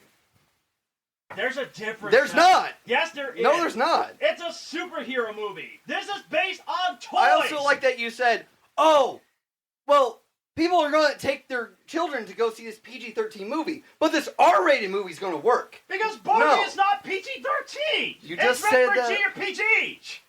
Okay, You don't get it. no, John, what you don't get, what you don't get is the fact that this isn't just for kids, John. This is for people that grew up with Barbie, along with kids. Like Transformers. Like Transformers, like TMNT, like Spider-Man. All these properties have done well because not only are children seeing this and latching onto it, Star Wars being another fucking example, something you like. Force Awakens, Rise of Skywalker, Last Jedi. You like them all more than Revenge of the Sith. Do you know what those were? That's months Movies that ago. weren't Let made it for go. kids. Let it go. No, I'm not fucking letting it go. Because you're fucking wrong. John, get past your bias for 2 seconds. 'Cause I don't give a shit about Barbie. I don't give a shit about Oppenheimer. Want to know what I'm looking at? The facts. Not my bias, the facts. Okay, so do you want to know what's going on with Oppenheimer? I'll talk about Oppenheimer first. There are 3 audiences that will go see Oppenheimer. I'm excluding the memers. Because the memers are going to be the key to Barbie doing better. The reason why I mention the 3 audiences is because the 3 audiences are going to be cinephiles. Because of Christopher Nolan. Mhm. It's going to be people that love the fucking star-studded cast and are interested because of the star-studded cast. And the Nolan fanboys. Well, Nolan fanboys are going to be part of the cinephiles. True, yeah. You're correct. And 3, it's going to be people that are interested in historic event True, yeah. films. That's it. That's it. Do you know why Barbie is going to do better? Along with the fact that it's being marketed as shit.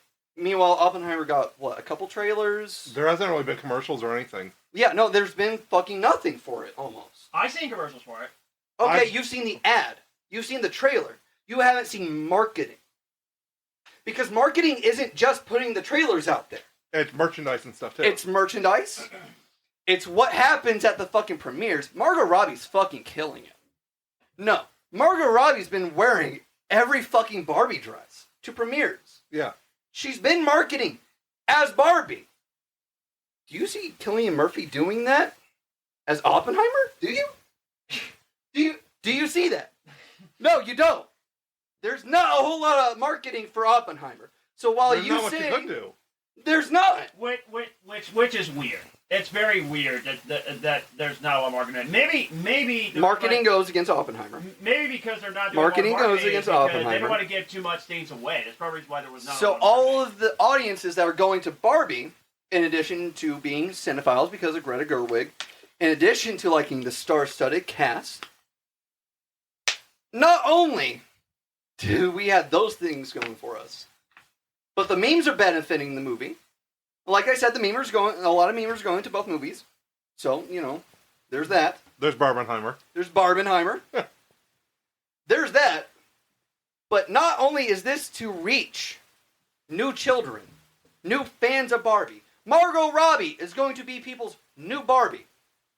Not only is that going to happen, because like I said, people are going to take their children to see PG-13 movies. So you're fucking wrong there. 2.8 billion for Endgame again. Not only are people going to be taking their children to go see that, but people who have grown with Barbie over the years are going to go see this. Do you know how many little girls have fucking loved Barbie since it came out? Mm-hmm. It got so big it was on Simpsons.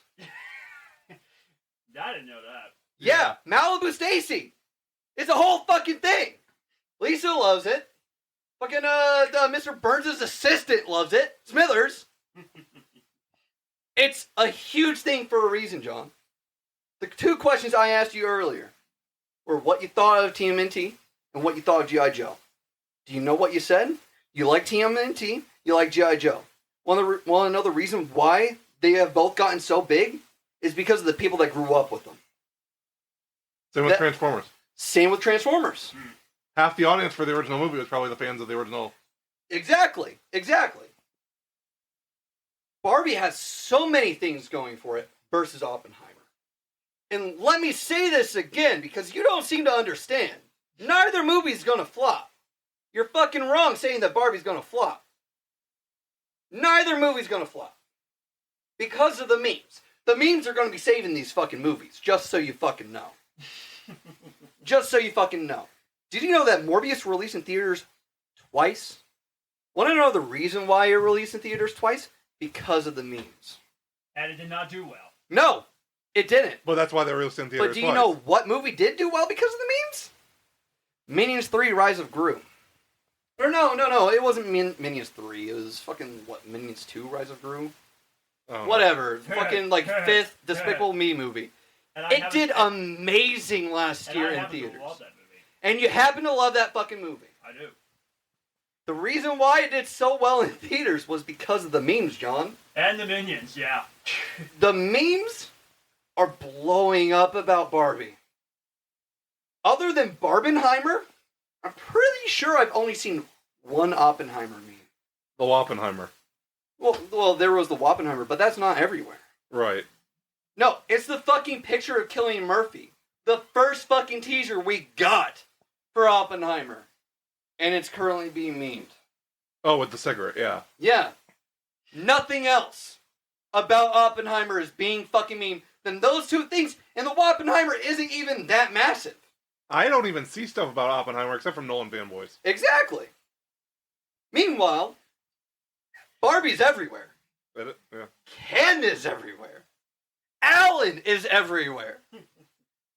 There are so many good Barbie memes that are traveling the internet right now versus so little Oppenheimer memes. Now, correct me if I'm wrong, but we live in the digital age, right? Yes, me too. We live in the age where, as I've said, memes have become the primary source of culture. Memes are what can make or break a movie. In Morbius's case, it broke it. Rise of Gru's case, it made it.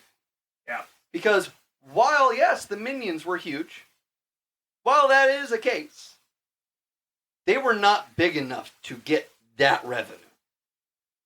They weren't. It was one of the top-selling movies of all time, or of all year last year. I'm going to say almost all time. What the fuck? No. So you're fucking wrong. You're fucking wrong. And the crazy fucking thing is, whatever numbers we think that they're going to do, which again, Barbie's going to do better, a lot more people are going to go see Barbie because I've seen so many fucking polls in the last 3 days. People asking which movie you're going to go see. Yeah. And Barbie wins every single fucking one. The one I seen like 70-30. Yeah. Which I'm stunned. Yeah. John, you're fucking wrong. You're wrong. But again, the crazy fucking thing is, whatever numbers that we think they're going to be are going to be even lower. Because of the SAG-AFTRA strike. Both movies could flop because of that. But if they don't both flop, then they're both succeeding. Yeah. That's just the point-blank nature of it. You guys could both be way off on your numbers. We could be. Now, granted, I don't think that anybody should be striking these movies because of SAG-AFTRA strike. Even fucking SAG-AFTRA people are saying you shouldn't be striking these movies. Right.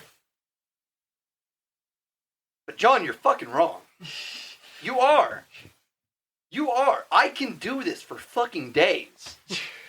He would enjoy it too. Do you want me to pull up the box office for the total MCU? All of the MCU, by the way, which is PG-13. Do you want me to pull that up? I can go number by number. Not a single one has lost until this year. Or even Love and Thunder made a fucking profit. So yeah, this year. Is there any way you can turn off the mic so I can figure out the number estimate here? Hey, okay. Am I even on? No. Good Lord. No, John, you're just wrong. Which is okay. You don't like the Barbie movie. That's why you think that's going to flop. But you have to admit that. You had to remove your personal bias against Barbie, whatever the fuck it is. You have to remove that. It's the same thing we say about movie critics. We all agree that the Black Adam review, I don't like superhero movies, so this is a bad movie. We all agree that's not valid. Yeah. You can't have any kind of bias. You're having the same fucking opinion about Barbie. You realize that, right? Hold on. Let me turn up your mic for this. We've all done that. It's probably about like right there, right? No, it was all Max. Oh, shit. Okay. Yes. Thank you. Hello. Okay. You do realize that, right? You're saying the same fucking thing. We've all done it at least once. Yeah, no, absolutely. It's okay to do it. It's okay, but you have to be self-aware about it. That's my issue with this. You're not being self-aware. I just think it's weird there's going to be a live-action Barbie movie. I just find that so weird. You loved Mario, right? I do. Okay. A lot of the people that went to go see Mario, a lot of that was children. I will admit it. Right. A lot of people went to go see it because they grew up with the game as a kid. And that game came out in what? 85? 84? 85, yes. Yeah. Barbie was here so much earlier than that. That's true. There are a lot more people that play with the Barbie than play with Mario. I think in the 50s or 60s, which I do enjoy the old commercials back on the day. I have the old commercials on DVD. I do enjoy those. But that would mean like six-year-old women will be going to see Barbie. Exactly. Because they grew up with it. Yeah. There are going to be children ranging to elderly people watching this movie. You can't say that about Oppenheimer. But, John, my main takeaway for this argument is for you to walk away and say, yeah, I was being biased. That's my main takeaway. If you end up being right and I'm wrong, I will admit it. Because neither movie's going to flop. Like I said, Christopher Nolan makes great movies. I'm not saying this movie's going to flop. I'm not going to say that it's going to be bad. Because if I let my bias get in the way, I would be saying exactly what you're saying right now. So I want your main takeaway to be from this, that you were biased in your entire argument. So you're saying that the movie will do well based on the fact that people grew up on the toys and the fact that people actually grew up playing with Barbies and everything between. Grew up on the toys, TV shows, the movies, because there are more than one Barbie movie. I don't even There are know lots of straight-to-DVD Barbie movies. Yeah, if I pull up Wikipedia, I could be going on for fucking days with how many Barbie movies there are. There was a bunch of them. Yeah. The love is there, John. This movie is not flopping, even in today's theater economy. It's not flopping. With the marketing and everything else, merchandise. Everything about this movie, ranging from its conception, way back when they made it the first toy, to today where we are living on memes. Well, memes can make or break an economy at this point. That entire range is the reason why Barbie's going to succeed. It's the reason why Oppenheimer is going to lose, quote-unquote lose, to Barbie. Again, Oppenheimer's not going to flop. Like Matthew said, it's going to be winning awards. Barbie's just going to do better financially. It's just going to do financially. It's not the audience that decides Right. the Oscars. So them winning awards doesn't really matter. What it boils down to is the people that show up to support the movie. And there are so many categories to support this movie versus Oppenheimer. Because, yeah, like we said, Oppenheimer's got the Nolan fans. Oh boy. Yeah, like, Just you get it, though? You do understand what I'm saying, though, right? Like, yeah. It is your bias that's getting in front of you on this. We've all done it. Yeah, no, it's I- okay. You I- can admit it. John, don't look at me, buddy. No, Don't no, look no, at no, me. no. I'm looking at you because I. Dadgummit, Dylan, you got me again. Yeah, we're not doing this to be a jerk. Well, like, we understand. No, we've, seriously, we've like, done it. I could have said so much worse shit during this argument. I could have been so shitty. No. John, I'm not doing this because I don't like you. I just want to be perfectly honest. I'm not doing this because I don't like you. I'm not doing this because I hate you. You're a good friend. I like you. But my issue is that you're wrong. Like you're wrong. But I think the thing is you're getting in front of yourself so you don't even realize that you're wrong. Like everybody in this room, everybody that I've even talked to, just in general about the Barbie versus Oppenheimer idea, has said that Barbie is the movie. And we've all got caught up on different opinions. Yes. You know, There's stuff me and Paul would argue about. I will admit the three things about this. One, I will admit the fact that Barbie and Oppenheimer is going up the same weekend. I will admit that's actually clever strategy. I will admit that because the whole memes thing, I had to admit that actually was pretty funny in terms of the strategy of the marketing. Well, that's not the that's the fans, not the. You know, the fans. fans were doing the Barbie. Well, still, that I will admit that was impressive. I will admit that. And secondly, you're right. I biased. Absolutely. We've all done it. Yeah. Yeah, it's okay. It's okay. You can't remove your bias from everything. Yeah. Which that leads to the third reason why it kind of irritates me why the Barbie even existed, because I watched that trailer so many times and I watched the teaser. I tried to understand what for the hype. I just couldn't get into it. It's not for That's everybody. fine. Yeah, exactly. Dylan doesn't like Christopher Nolan movies, really. Yeah, I'm Right. still gonna go see that movie. I'm sure that I'm gonna enjoy myself watching it. Yeah. Because I enjoy watching movies. Apparently, it's one of Nolan's most accessible movies in terms of like straightforward storytelling and stuff. Okay, I mean, I would hope. And we so. and we will admit this. Hopefully, it's not like Tenet. And we will Jesus admit Christ. this. I think we're all in agreement here. We're now in the world of successful movies based on properties, especially in the video games and toys industry. Like, look at the Lego movies, look at the Sonic movies, Yeah. look at the Mario movie. For Those are what make the money. highest grossing Yeah. video game movie of all time, $1.3 billion. Nostalgia so fuels impressive. money. Yeah. Well, the property movies are what make money now. Yeah. It's something with an IP behind it. Something that's a single movie usually doesn't make as much money anymore. It's got to be something truly incredible for it to make money. I'm glad to apologize for being mean to you, Dylan. I'm sorry. Dude, you're fine. Like, if I took it over the line, I'm sorry. We're just trying to like get it because we all have done it. we're just Yeah. very passionate about what movies we think it's going to Yeah. do well. Yeah. Like Interstellar is one of my favorite movies. A lot of people don't like it. And I'm okay with it. Like I understand Right, it's not for right, everybody. Right. Exactly. It doesn't make me love it any less, but other people like Anna can't stand it. It Right. drives her nuts every time I post about it on Facebook, so I purposely do it. Right. Yeah, John, you bring this up against me. Man of Steel was my lowest rated movie on DCEU. I still enjoyed it, I know. but it was my lowest rated one. Because you didn't get it. No, I got it. I just it wasn't. I wasn't the. It wasn't for the you. audience. Yeah, it wasn't for me. Barbie's not for you. That's okay. Yeah. Oh boy, I guess I have to admit I might take it over the top. I am so sorry. We've all guys. done it on certain I am movies. so sorry. Yeah, Dylan, you forgive me on this one. Yeah, no, I All got you. right, cool. All right. Yeah, just don't let this shit happen again. If I call you out on it again, don't be like, "Oh, I'm going to win this fight." Like, Paul's not that big of a Batman fan because he doesn't like Robert Pattinson that much. He said it's okay, but yeah, he's not a Robert Pattinson fan. I'm just not a big fan of Robert Pattinson. You know, I'm not going to diss on him as a person because I don't know him personally. Right. You know, I may not always be the biggest fan of his acting. That doesn't mean he's a bad actor. It just Right. means that he's It's just not for you. yeah. But the fact that we were able to make up for it, and not like kiss and make up, literally, not like kiss, but I was gonna bring that up. The Right? OnlyFans. I see. Okay. but Maybe I, for I once, they'll say kiss me on the lips. I say we should give it to the people. Do you think Barbie's going to do well? Let us know. We would love to hear your thoughts on it. If you think it's going to do well. Paul still needs to give his overruling. Exactly. Dylan just wants to hear he's right. I just mailed his entire argument. But what do you think?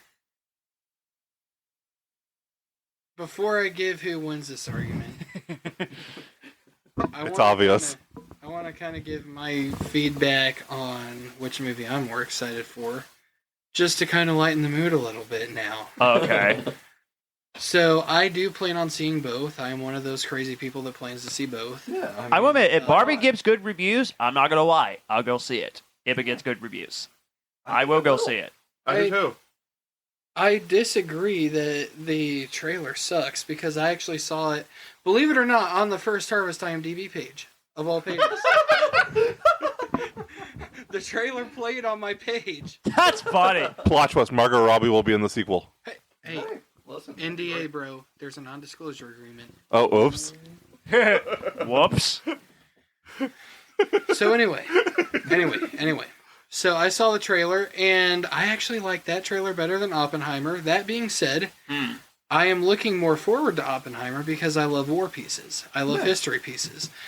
And, you know, Christopher Nolan is, of course, more of an inspiration to me as a filmmaker because I'm starting out very similar to how he did.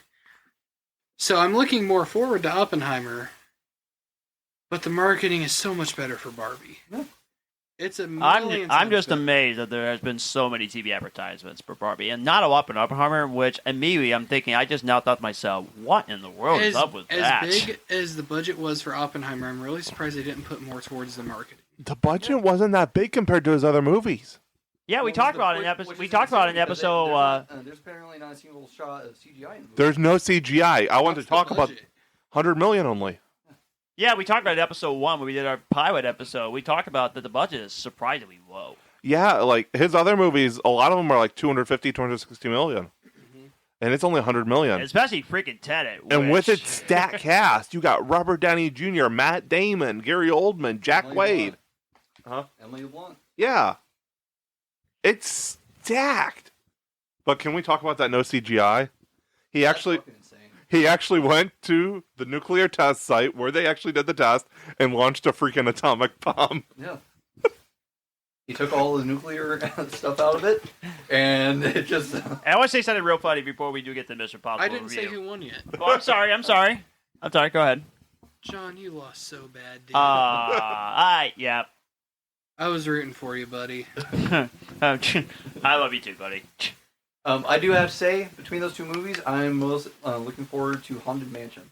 The trailer looks really good. Okay, that was actually something that I wanted to bring up on this episode. The State Farm ad for Haunted Mansion. Did you guys get that? No. No, I didn't see it. You didn't? Oh, dude. Today, an ad for State Farm played where it was in the Haunted Mansion. And I have to say, for State Farm, I need more ads like that. State Farm does make some really funny commercials. But, like, it's so fucking genius Yeah. to put a State Farm commercial on a movie about a fucking house. Yeah. It is. Do that shit going forward. Holy shit, would I buy into fucking State Farm? I have State Farm, but not by choice. Yeah. No, dude, that makes me want to have State Farm. Like, that's so fucking ingenious. Did it put you in the right state of mind? 124. I didn't know you were a farmer. State employed. That's kind of corny. Okay, so 125, 57, and I'm at 16. And I'm still at 9. It'll go up one day. I hope it doesn't. It will. John, if it doesn't, there's a pill for that. I already said that earlier. Yeah. 58? I said it earlier. I won't say that. Because you said it earlier. God damn it. I'm tempted to give that to you, Paul. Please. We just need a meme of this. You know what? Yeah, I'll give it to Paul. There's been enough time. Doesn't mean that you Boo. can continuously reuse jokes, especially if somebody else used it. But yeah, I honestly forgot that Matthew said it. I want to Because hear. his joke was forgettable. Well, to be fair, it was in the middle of a lot of jokes. Yes, Like there was a lot of shit going on for a couple seconds. Actually, I was going to say that real quickly, but I'll say that for next week's episodes. Yeah, we gotta jump into this Mission Impossible review. Yes. Yeah. I'm going to try my best to go. Do you choose to accept it? I don't know. This could be pretty impossible. Matthew's right. made it his mission to outdo everyone on 59. But yeah, I'm surprised it's underperforming. I didn't even look at the box office, honestly, because I thought it was going to do extremely I well. haven't looked at it either. I would like to know how it's doing poorly when it came out days ahead of normal releases. It came out on Tuesday. Yeah, I don't know. It's not doing bad. It's just doing worse than they were expecting. Yeah. It still almost made its budget. Its budget was $291 million. I think it's at like $257 million. It's going to make its budget and it's going to keep going. It's gonna keep It's going to going. decrease next weekend. Yeah. But it's going to keep going. It's gonna be a steady moving train. It's gonna decrease, but it's not gonna be like that. It's gonna be like It- it's not It'll gonna still be plateau. successful. It'll still make a lot. It will still make a lot of money. Yeah. So yeah, it's gonna be a slight decline. It's not gonna be a drop off.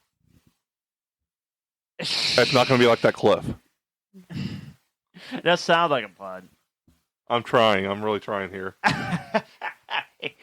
But anyway, Trying, but it's impossible. It's not. We've already used Impossible. Yeah, you, It's not gonna- Actually, you literally fucking used it. I know. It's not gonna drop off like Tom Cruise. I'll count that one. Thank you. Because the But- other one, you made the pun, and then you had to follow it up. Okay. all right. But anyway, but since I'm the action movie expert, I guess I'll go ahead and go first here. Spoiler alert. Yes, absolutely. I was going to Yes. get it. Spoiler alert. Yeah, absolutely. These spoilers, should you choose to accept them, if not, get out of here. Yeah, exactly. Yeah, exactly. Because if you have not seen the movie, which you should. This Go one will see it. self-destruct in 5 seconds. Yes.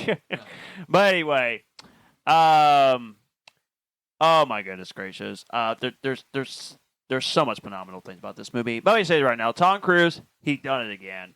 It's a phenomenal movie. I mean, he is killing it. Top Gun Maverick was so incredible, and then Mission Impossible: Dead Reckoning Part 1.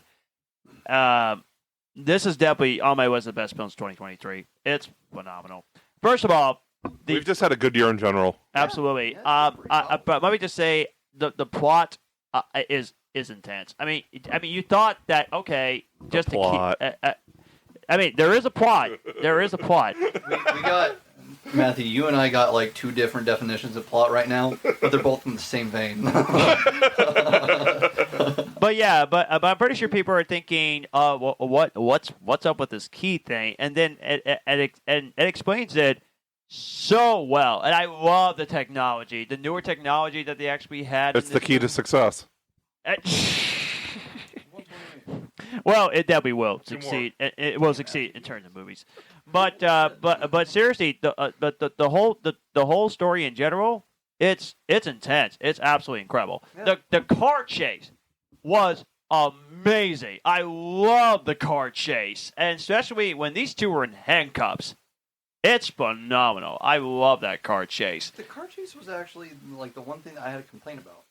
Really? Because Controversy. the moment when they got into the Fiat, they took like a minute or 2, and it kind of slowed down that entire sequence. Because the fact that they immediately picked up right after, it kind of like stopped dead in the water. Like I liked it. Like, don't get me wrong. Like I like the jokes. I like that he was like, listen, you just gotta give me a second. Like the way that they make cars now. Like it's showing. Like, I an thought they were going to 80s grab a vibe. sports car and then it tried to be a yellow car. That Yeah. was funny. It was all good. It was all good. I just that kind of slowed down that entire sequence, which that was probably the main purpose of it, was to like give a reprieve because they've been going for a little bit then, by then. But like I don't know. I feel like that could have been a little shorter. After we get another car chase in Mission Impossible, it further cements my theory, well, not theory, my statement, that Fast and Furious now is just Mission Impossible with cars. Yes. Yeah. No. I'll say that. Yeah. You know, when they were going down the steps in Venice, I was like, dude, this is literally like just fucking Fast X. They just did it again. Yeah. Well, and then like the bridge blowing. I was like, what the fuck is this? So I was like, what? But except, unlike Fast and Furious, they look so realistic in terms of the stunts and in terms of... That's because they're real. Because they're real. I mean, as much as I love the ridiculousness of Fast and Furious, I like the ridiculousness. I like my realism in these movies. Well, the stunts, they're not 100% how you see them. Right, exactly. But they're real. They actually do the stunts. Yeah, the stunt where he drives off the cliff. Yeah. I actually had like a full sense of like the free falling.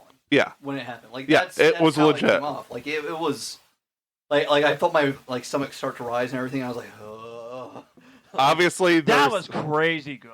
Obviously, the stunts are safer than what they're actually doing. Well, yeah. I mean, you just have to watch the behind the scenes video that Yeah. they've been putting out this past week, where they're like, yeah, no, that moment where you think that your boss is gonna fucking die, like. But yeah, it's crazy. but personally, I love the car chase. But Yeah, let's it was good. but let's talk about the train sequence. That one was so intense. I was on the I wonder edge about the training for that. at One more. oh Lord! But seriously, He's going for gold. but seriously, the train, that was intense. They kept collapsing and collapsing. They keep falling down, and I start to worry. Are they going to fall? Are they going to fall? Didn't I tell you? You're like, will it ever end? I said they're going to go to the very last car. Dude, I thought that it was gonna be the last car for a fucking second. I was like, dude, how long can this go on? Like, it was good. But I mean, I was like, how long can this go? I mean, was the like, action- I can see them keep doing. New I mean, the things. action in this movie is just it's incredible. Yeah. I freaking love the action in this movie. The sword fights, the gunshots, the way they have been doing the punches and everything between. It's so good. And Tom Cruise can still fight. He's in his 60s. And he still is on a roll when he does these fight sequences. I believe that if it weren't for his age, the next movie wouldn't be the last one. He's That's what talking I about heard. still going. Really? Now he made a comment. He wants to be doing Mission Impossible like Harrison Ford does Indiana Jones till he's 80. And you know, That was like 5 days ago. and I'll tell you this. I mean, I will tell you this. I am a little cautious, but on second thought, look at James Bond. They made over 20 of them, and it's still But going. it's all younger actors. Yeah, no, they keep replacing the actor. Yeah, but they're still Tom going Cruise strong. Is not going to stop doing his own stunts. No, he's not. No, Like, I genuinely think that one day he's going to fucking die in the middle of filming a Mission Impossible movie. He is. Like, I'm honestly kind of worried about that prospect. but I mean, I'm a little cautious myself. But you know what? I mean, the Mission Impossible movies. I mean, like I said, from 3 through 7, they keep getting better and better They're and fucking better. great. He can do all his own stunts all he wants. But the fact is that he's still doing death-defying stunts. They can only make it so safe as he's doing them. Yeah. Like, There's only so many harnesses and helmets they can use to actually do the stunts. Yeah, they had to keep 'em safe. train Just the jump itself for 8 months. Yeah. Like, But seriously, I mean, I freaking love this movie. I was speechless throughout the entire movie. It was hard for me to not say a word when I thought about the film. It was so hard. Oh, you were definitely talking in the theater. Oh, wow! But that was pretty much that. I never gave it away what I thought about the movie. All I said was, "Oh wow," and that was pretty much it. But I feel like that says all you need to say, though. But Like- and also, I almost forgot to mention Ving Rhames and Simon Pegg. Their chemistry, it's so funny. Yeah. I still love they're just fantastic casting choices. I Vi- love that duo so much. Vegan James is the heart of the franchise. He, oh, dude, he for is. fucking real. Yeah. And Simon is the comedy relief. Yeah, Simon Pegg. I mean, he's I awesome. agree. And so I absolutely love the whole movie. Even I will admit, I was heartbroken that Rebecca Ferguson's character died. That was Did she? That was I heartbreaking. was expecting her to go to the end. I genuinely think And- that she died and- this time. She's listed on Wikipedia for 8.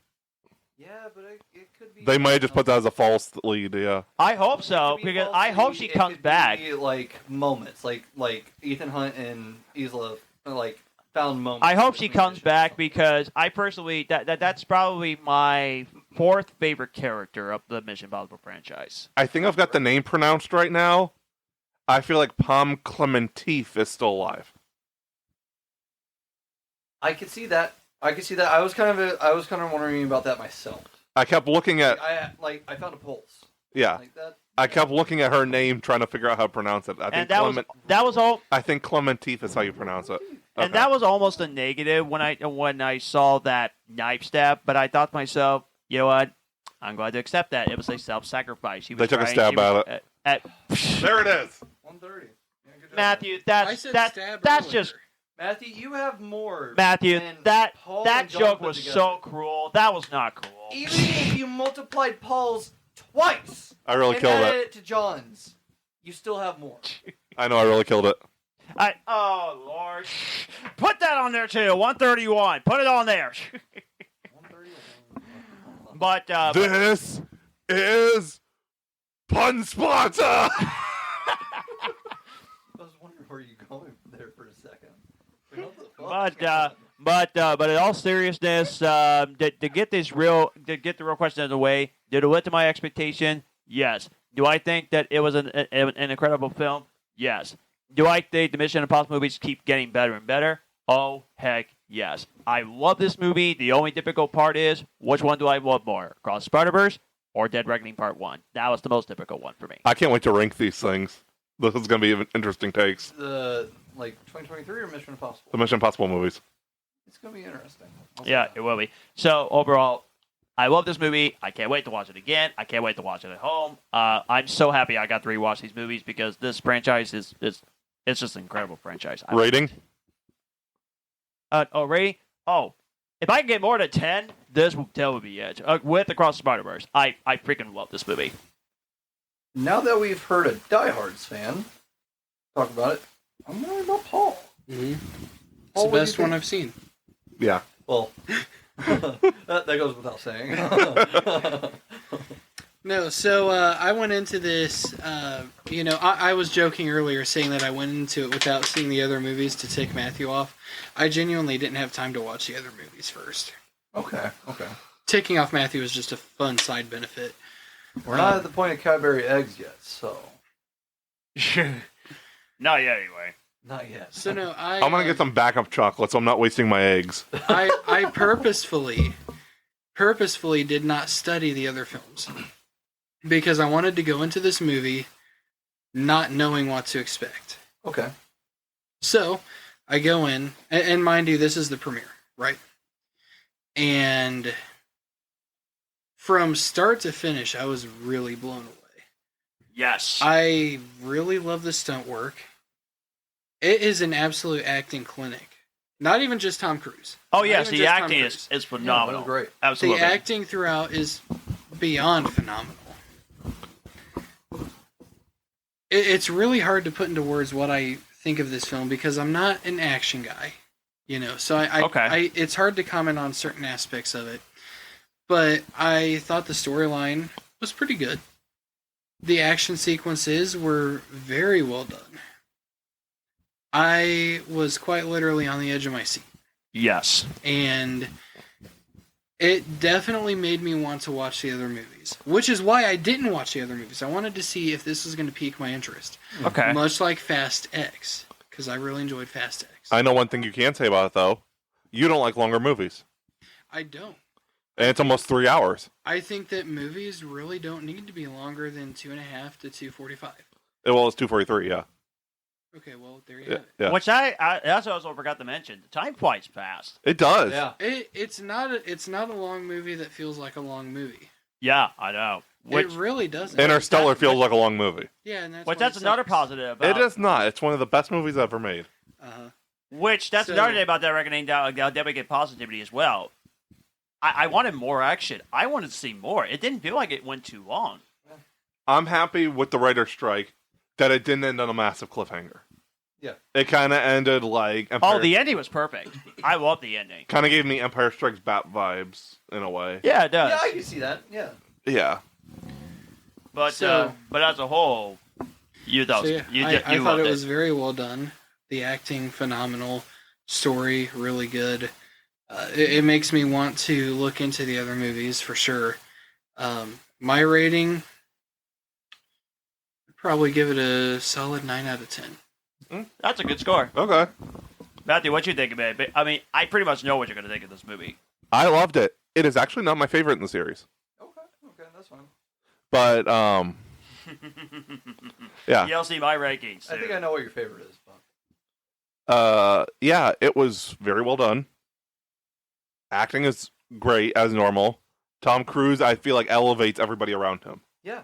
No, He makes everybody else push for their aim. Yeah. In terms of stunts and everything else. But I think I agree with. I think I agree. Like Tom Cruise, something's gonna go wrong with the stunt one day. Yeah. There's only so much helmets and harnesses. Why and, has Tom Cruise not got an acting win for Oscars yet? This is the best actor to never win an Oscar. He has done so many incredible performances, and he was snubbed for Maverick last year. Top Gun Maverick. He easily should have got. I think he might get an Oscar nomination for this. Yeah, I mean, He better. to be fair, He better. Leonardo DiCaprio kept getting nominated and kept losing until Yeah. Revenant, right? Yeah. I can make the So- argument his best movie was Inception, and Leonardo didn't even get nominated for acting for that movie. I feel like he could get nominated for this. He I better. think so. He definitely better. But yeah, but his age, the way he's acting, he still is. It still shows you, no matter the age, he's the best actor working today. Esai Morales was a decent villain, but all I see is Deathstroke. Yeah, I know. Really? Like after he popped up, I was like, I know that fucking face, and then it hit me. I was like, I personally son thought. of a bitch. I personally thought the villain was the best since Mission Impossible 3. No, he was great. Like I liked him. But 3 is like, without a doubt the best villain. Philip Seymour Hoffman is the best villain. I can agree with it. And He is when I did my rewatch, I decided to watch Twister and Mission Impossible 3 the same night. So I go from Dusty to Damien or Davian or whatever. Yeah. So it's interesting watching a lovable hippie go to a complete psychopath. But yeah, I really like the alley sequence. Yeah, I know you do. Not for that. The camera shaking, like I've done a little bit with Paul. I won't say much, but that is honestly exactly how I would have filmed that sequence as a director or cinematographer. That's exactly my style of filmmaking. I felt like I would love to do a scene like that. Like, yeah, that was exactly how I would have filmed it. Yeah. So yeah, that was really cool to watch. Something very similar to what I would do on screen like that, especially in something like Mission Impossible, which I love the Mission Impossible movies. The runtime did not feel long. Yeah. The premise, with Terminator, it was very sci-fi. Now it feels all too real with the way AI is right now. Absolutely. It's a little bit scary. yeah. John was trying to figure out what was going on. I was trying to explain, like, I feel like Esai is basically a Terminator in this. Yeah. I feel like that's an accurate description. I think his consciousness is preloaded with the entity. Yeah. I think when he emerged from he that died. Yeah, he was in a coma or whatever, and the computer like downloaded into him. So he's basically a Terminator. Yeah, I can see it. Yeah. Train sequence was great. Car sequence was great. Car sequence was could have been a little bit better, like you said. I feel like the train sequence was better. It was. Yeah, it's just the car sequence was broken up by that Yeah. scene. And I'm gonna say it. My least favorite stunt was the motorcycle. Oh Really? no! Because they showed so many featurettes about it beforehand. Understand? I that- actually did not watch the featurettes, which makes it better. That's my mistake. Yeah, I watched all the featurettes because I was so excited for the movie. I just wanted something from the movie. Yeah. And I seen it all broken down beforehand, so it's like it wasn't as impressive. I would have rather watched the movie first and then watched the featurette to see how they did it. Yeah. That's your only nitpick, but the rest, you Yeah. absolutely love it. And I like how it didn't end on a cliffhanger. Yes. I hope Rebecca and Palm are still alive, but I'm not holding my breath on Rebecca. Yeah. I feel like Palm could still be alive. I definitely think so. I think she's going to be a major contender for the good guys in the second one. Yeah, I think she's going to be a turned IMF agent. Yeah. I'm going to make It's a prediction. exactly like Gale in Scream 6. Yeah. Yeah. I'm going to make an early prediction that Tom Cruise early love interest in Mission Impossible 3 she'll be in the sequel. Yeah. I'm giving it a 5 out of 5, like I put on Letterboxd. Okay. What you think of it? There was not a whole lot that I can say. You guys described it really well. No, I loved it. Like I really liked it. I think, other than the one gripe that I had, honestly, it was a near perfect action movie. Near Yeah. perfect. I say it's perfect. The way I seen it, it blew me away. Well, I was getting Fallout vibes from it. That's a good Like, thing. during- That's a good thing. No, it is a good thing. Like it's not bad. Especially during the train sequence, I was like, this is almost right out of the fight between him and Cavill at the very end.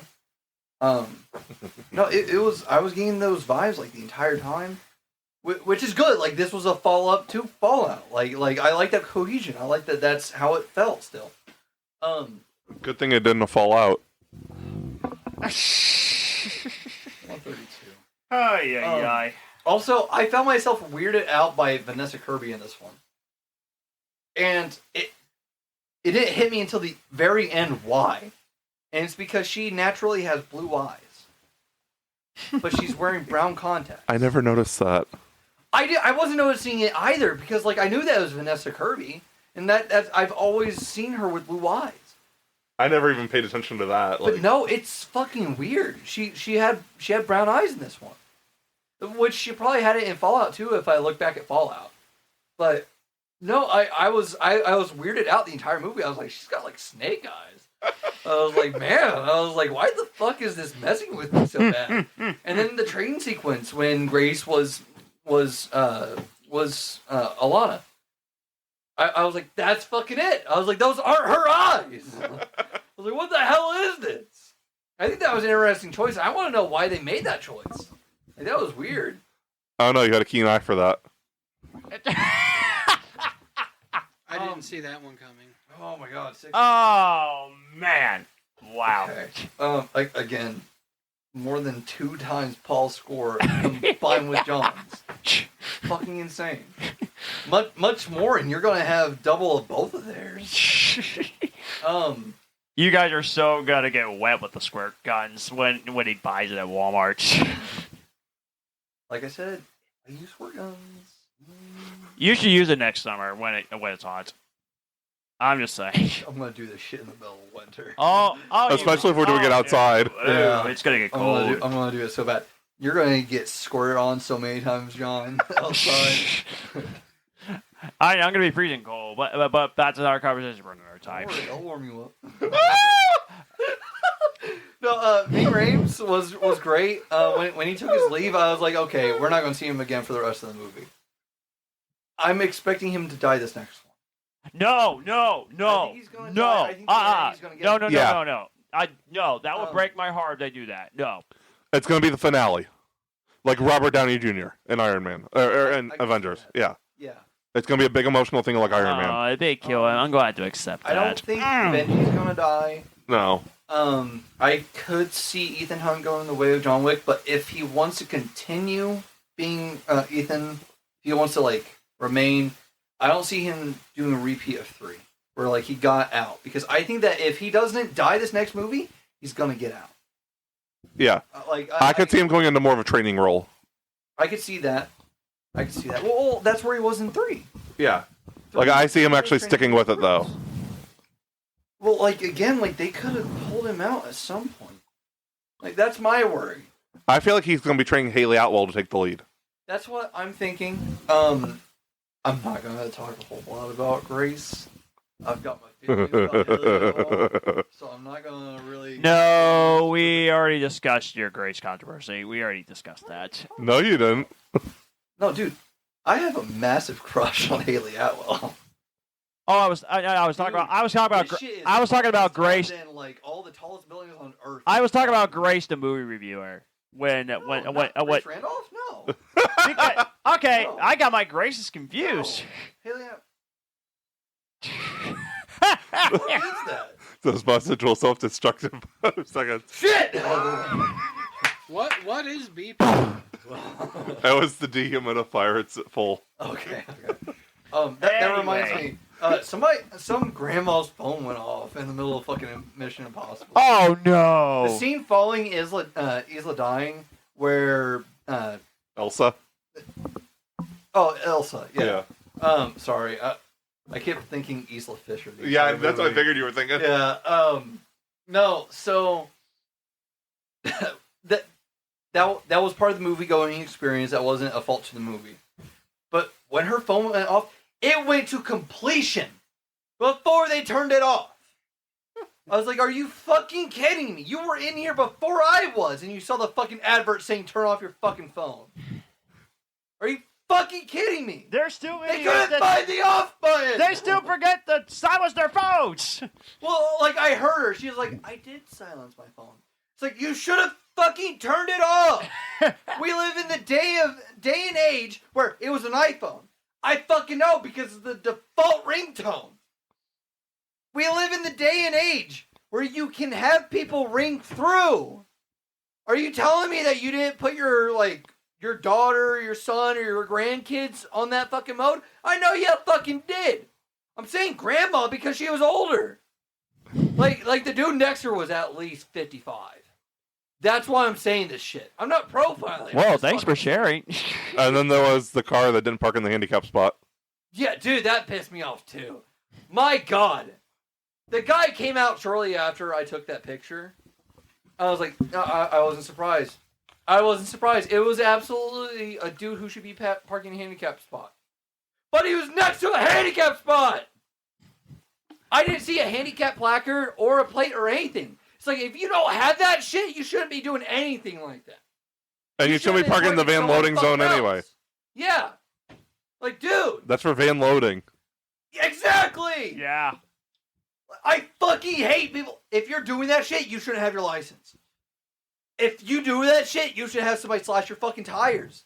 Dude, I'm so not for that kind of shit. I'm really fucking not. But if you're too fucking lazy, like if you're like, oh well, I need to be parking in a handicap spot, but you don't have the shit for handicap parking, there's no fucking reason at that point. You should be getting a handicap plate then. You should be getting that shit. Like, if you have a medical reason to have that shit, to merit you parking like that, where you're like, no, I have to be towards the front, you should go talk to your fucking doctor.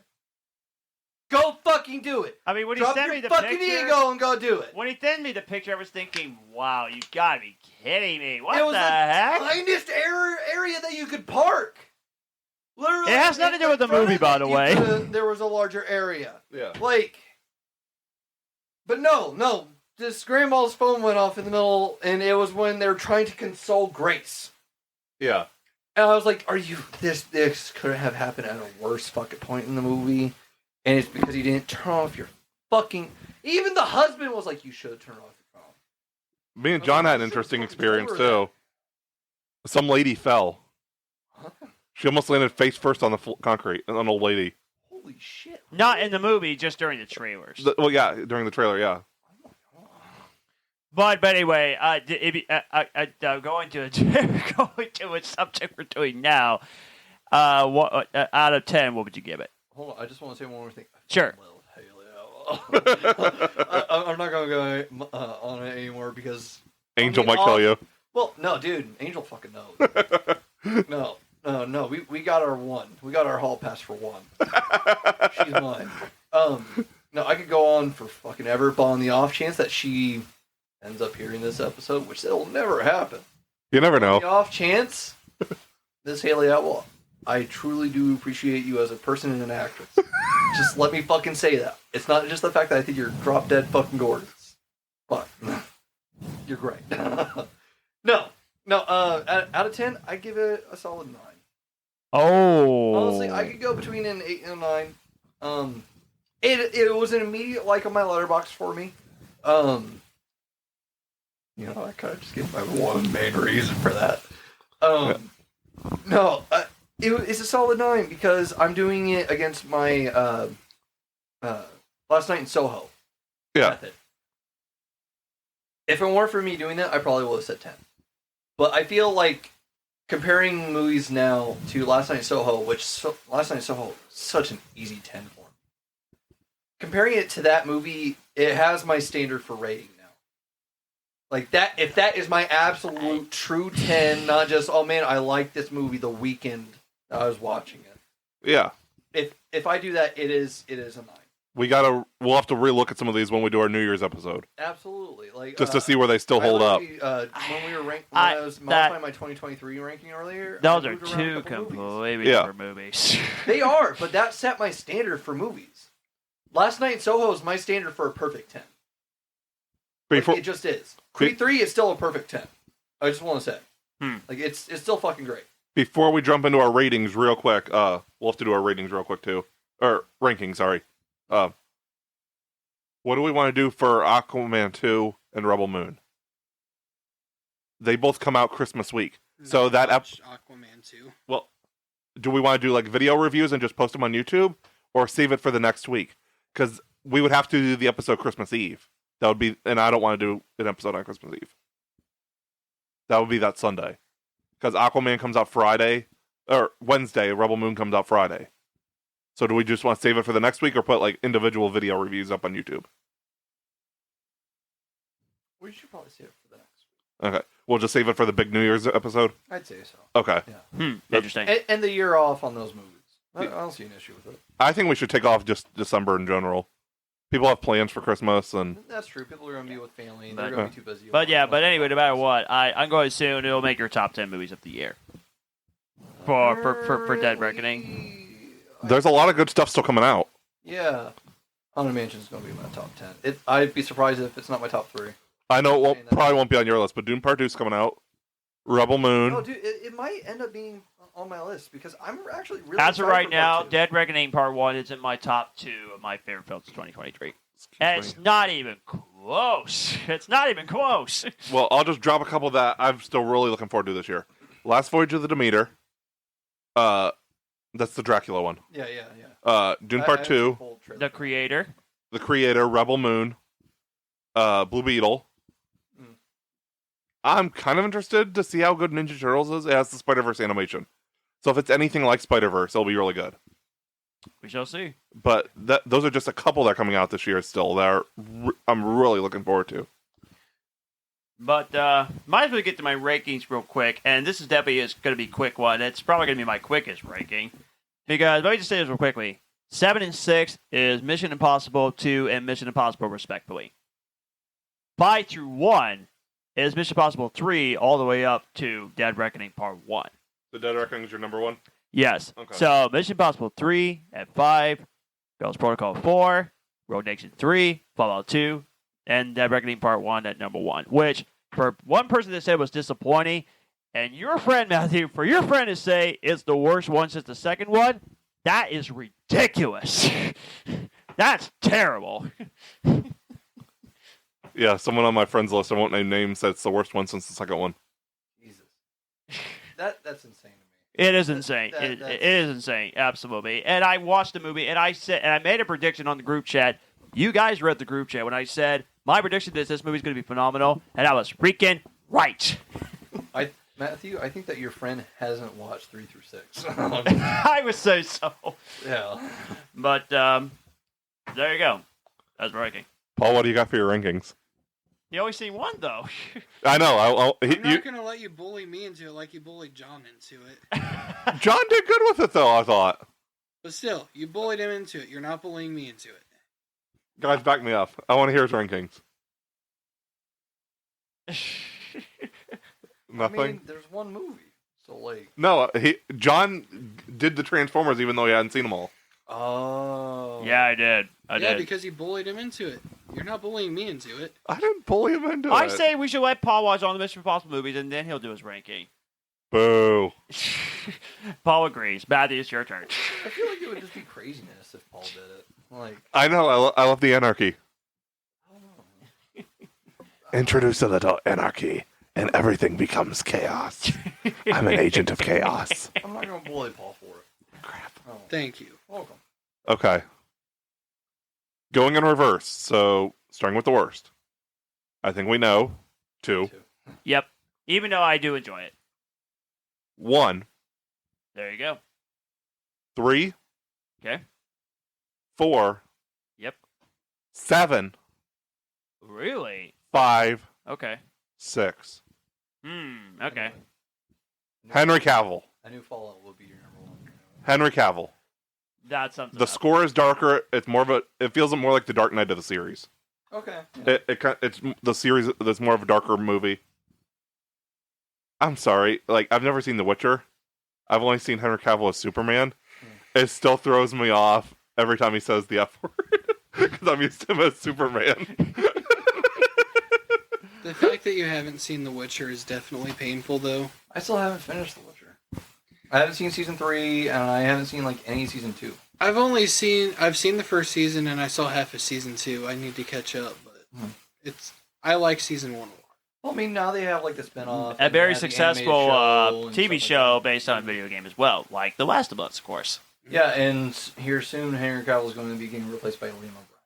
Or not Liam O'Brien. What the fuck am I saying? Liam Hemsworth. Yeah, Interesting. I was gonna say if you end up saying Liam Neeson. No, Liam O'Brien's from Critical Role of D&D podcast. Okay. All right. So I pretty much know that Dead Reckoning will not be number one, Dylan's, I'm going to assume. But what's your ranking? Okay, so obviously 2's at the bottom. Yeah, which is almost unanimous. Although Roger Ebert, the great Roger Ebert from years ago, a great film critic, he said it's his favorite over the first one, I think that's fine. Like, which is totally fine. honestly, I want to see the original cut of Mission Impossible 2. I want to see that. That's the reason why it's so bad is because it was drastically cut down. They had like another 2 hours worth. Really? that movie, I was yeah. unaware of that. No, that movie was going to be long as hell. And then Release the Wu cut. No. Dude, There's too many slow-mo shots. No thanks. No, I want a whole lot more Mission Impossible 2. Okay. I want to see the full fucking cut of that movie, and hopefully one day we get it. Let's get that. Let's get the 4-hour cut of Revenge of the Sith, the Ayer cut, and the Schumacher cut. Let's just get them all. I'm down with 3 of those. You don't want the Ayer cut, I want the year cut. I just don't want those fancy benefits.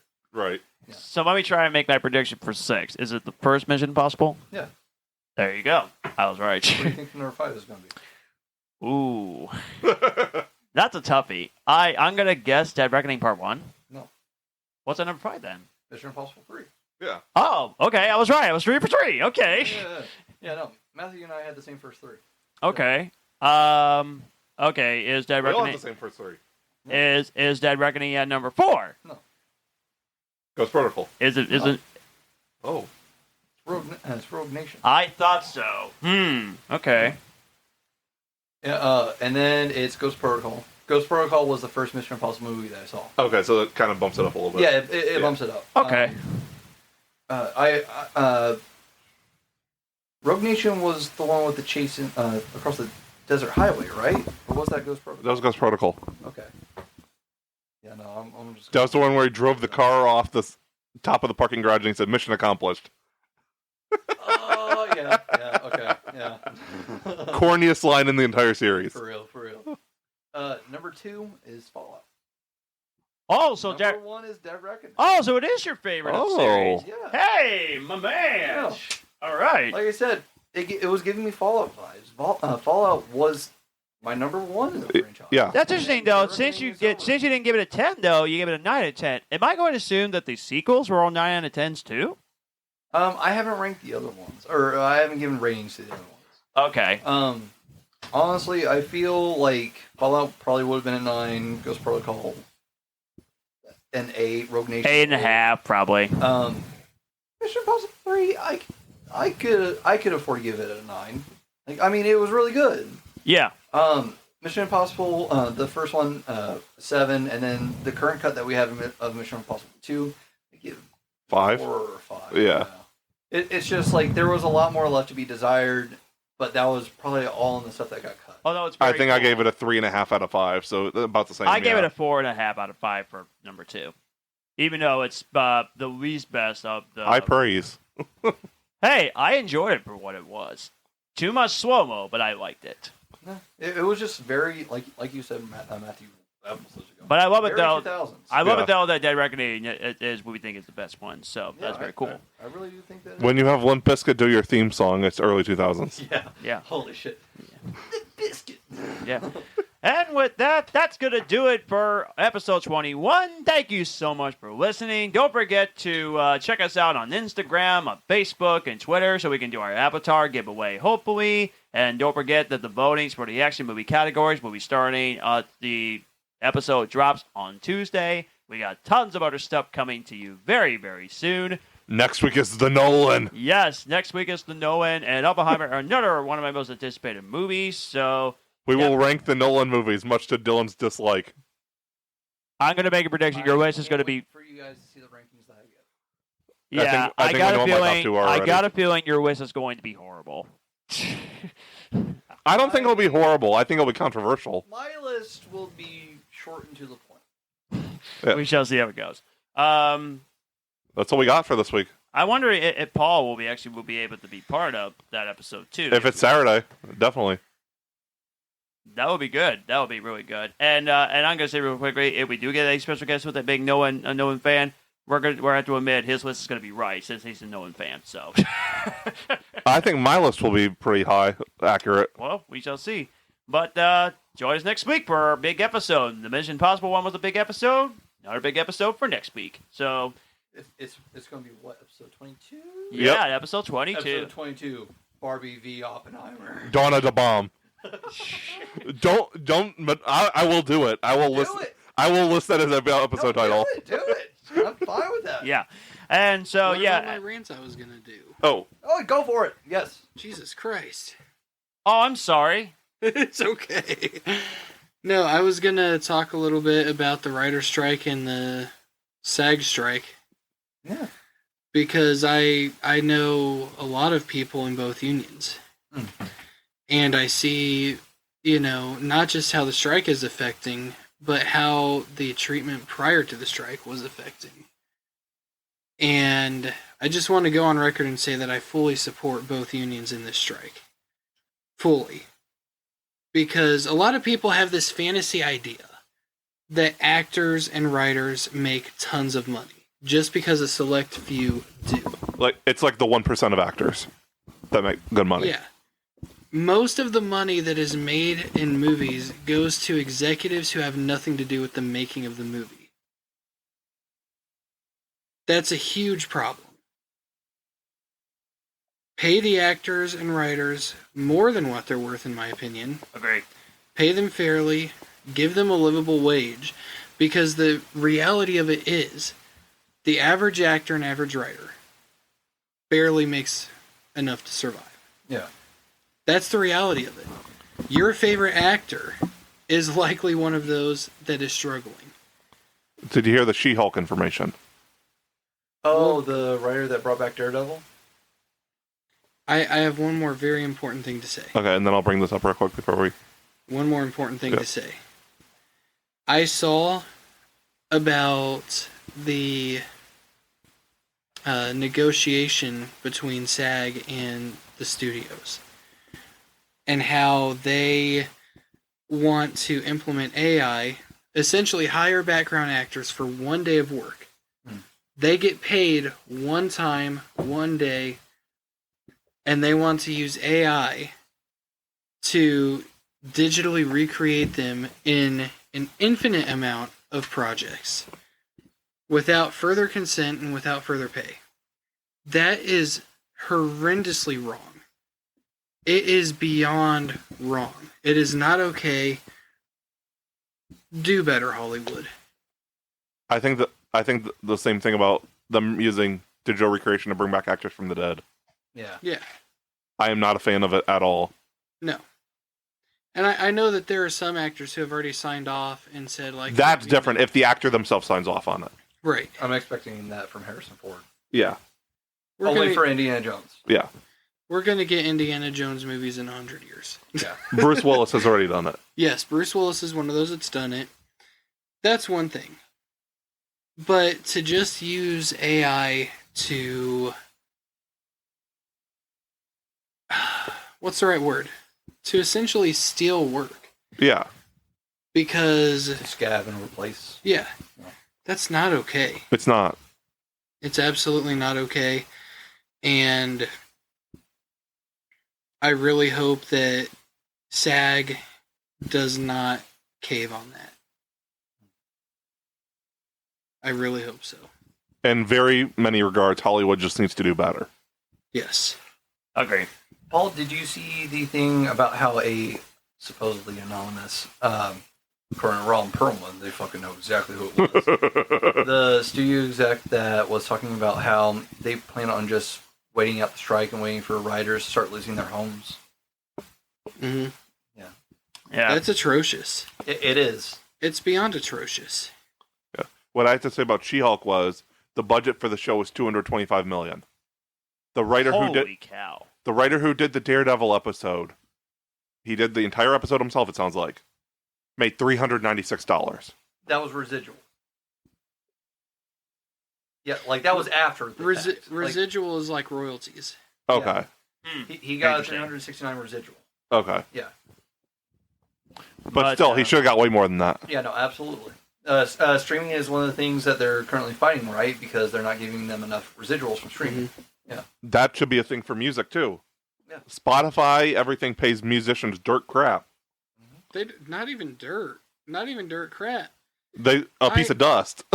Dust particle. Not even that. I've had my music on Spotify. I've had my music on Spotify for a few years now. Almost 5 years, actually.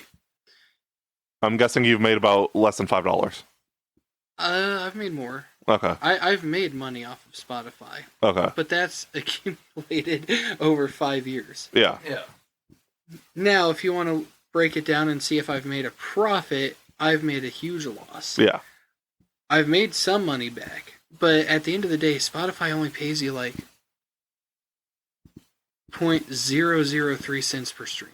Yeah. You're not even going to make $1 till you have like over 1,000 streams. No. It's way more than 1,000 streams to even make $1. But yeah, but needless to say, I think we... Physical media, buy it. Yeah, exactly. Yeah. And we should go talk about this. Yeah. The writer's strike, please, let it end early, please. That's... Yeah, If the writers get what they need, yes. Yeah, give them Only what they're if. asking. And it's what they need, not what they want. Yeah. They need more money. But it was fun hanging out with you guys, all four of us here, and hopefully we'll have at least 5 of us if we can get that Christopher Nolan fanboy to join us for the podcast. That would be really cool. I think he'd take that as a badge of honor. Yeah. But before we go, you guys get to hear the outro of this podcast as well. So we're going to say goodbye for now, but you get to hear this awesome intro, the outro that we're going to be hearing as well. One place that John didn't mention to check out is his OnlyFans. You can find him. No. Fuck up for 2 seconds. You'll find him on OnlyFans at Live Free or Ride Hard. Wow. Yes, I got it in this episode. I was afraid that I wasn't going to. That is amazing. Yeah, so go find him on Live Free or Ride Hard. It does not exist. You'll find him and his It does not 50, exist. including both Paul and I on there. Dylan, don't listen to Dylan. Make sure It does to leave not your exist. comments there about the podcast. It does We'd not appreciate it while we're getting rant or doing the ramming. It does not exist. I'm a believer. This is embarrassing. And that is all we have for this episode. Yeah. Anyway, enjoy this I'm at out. 17 now, by the way. Anyway, enjoy this outro. Yeah, go rock on with this outro. Bye. Bye. We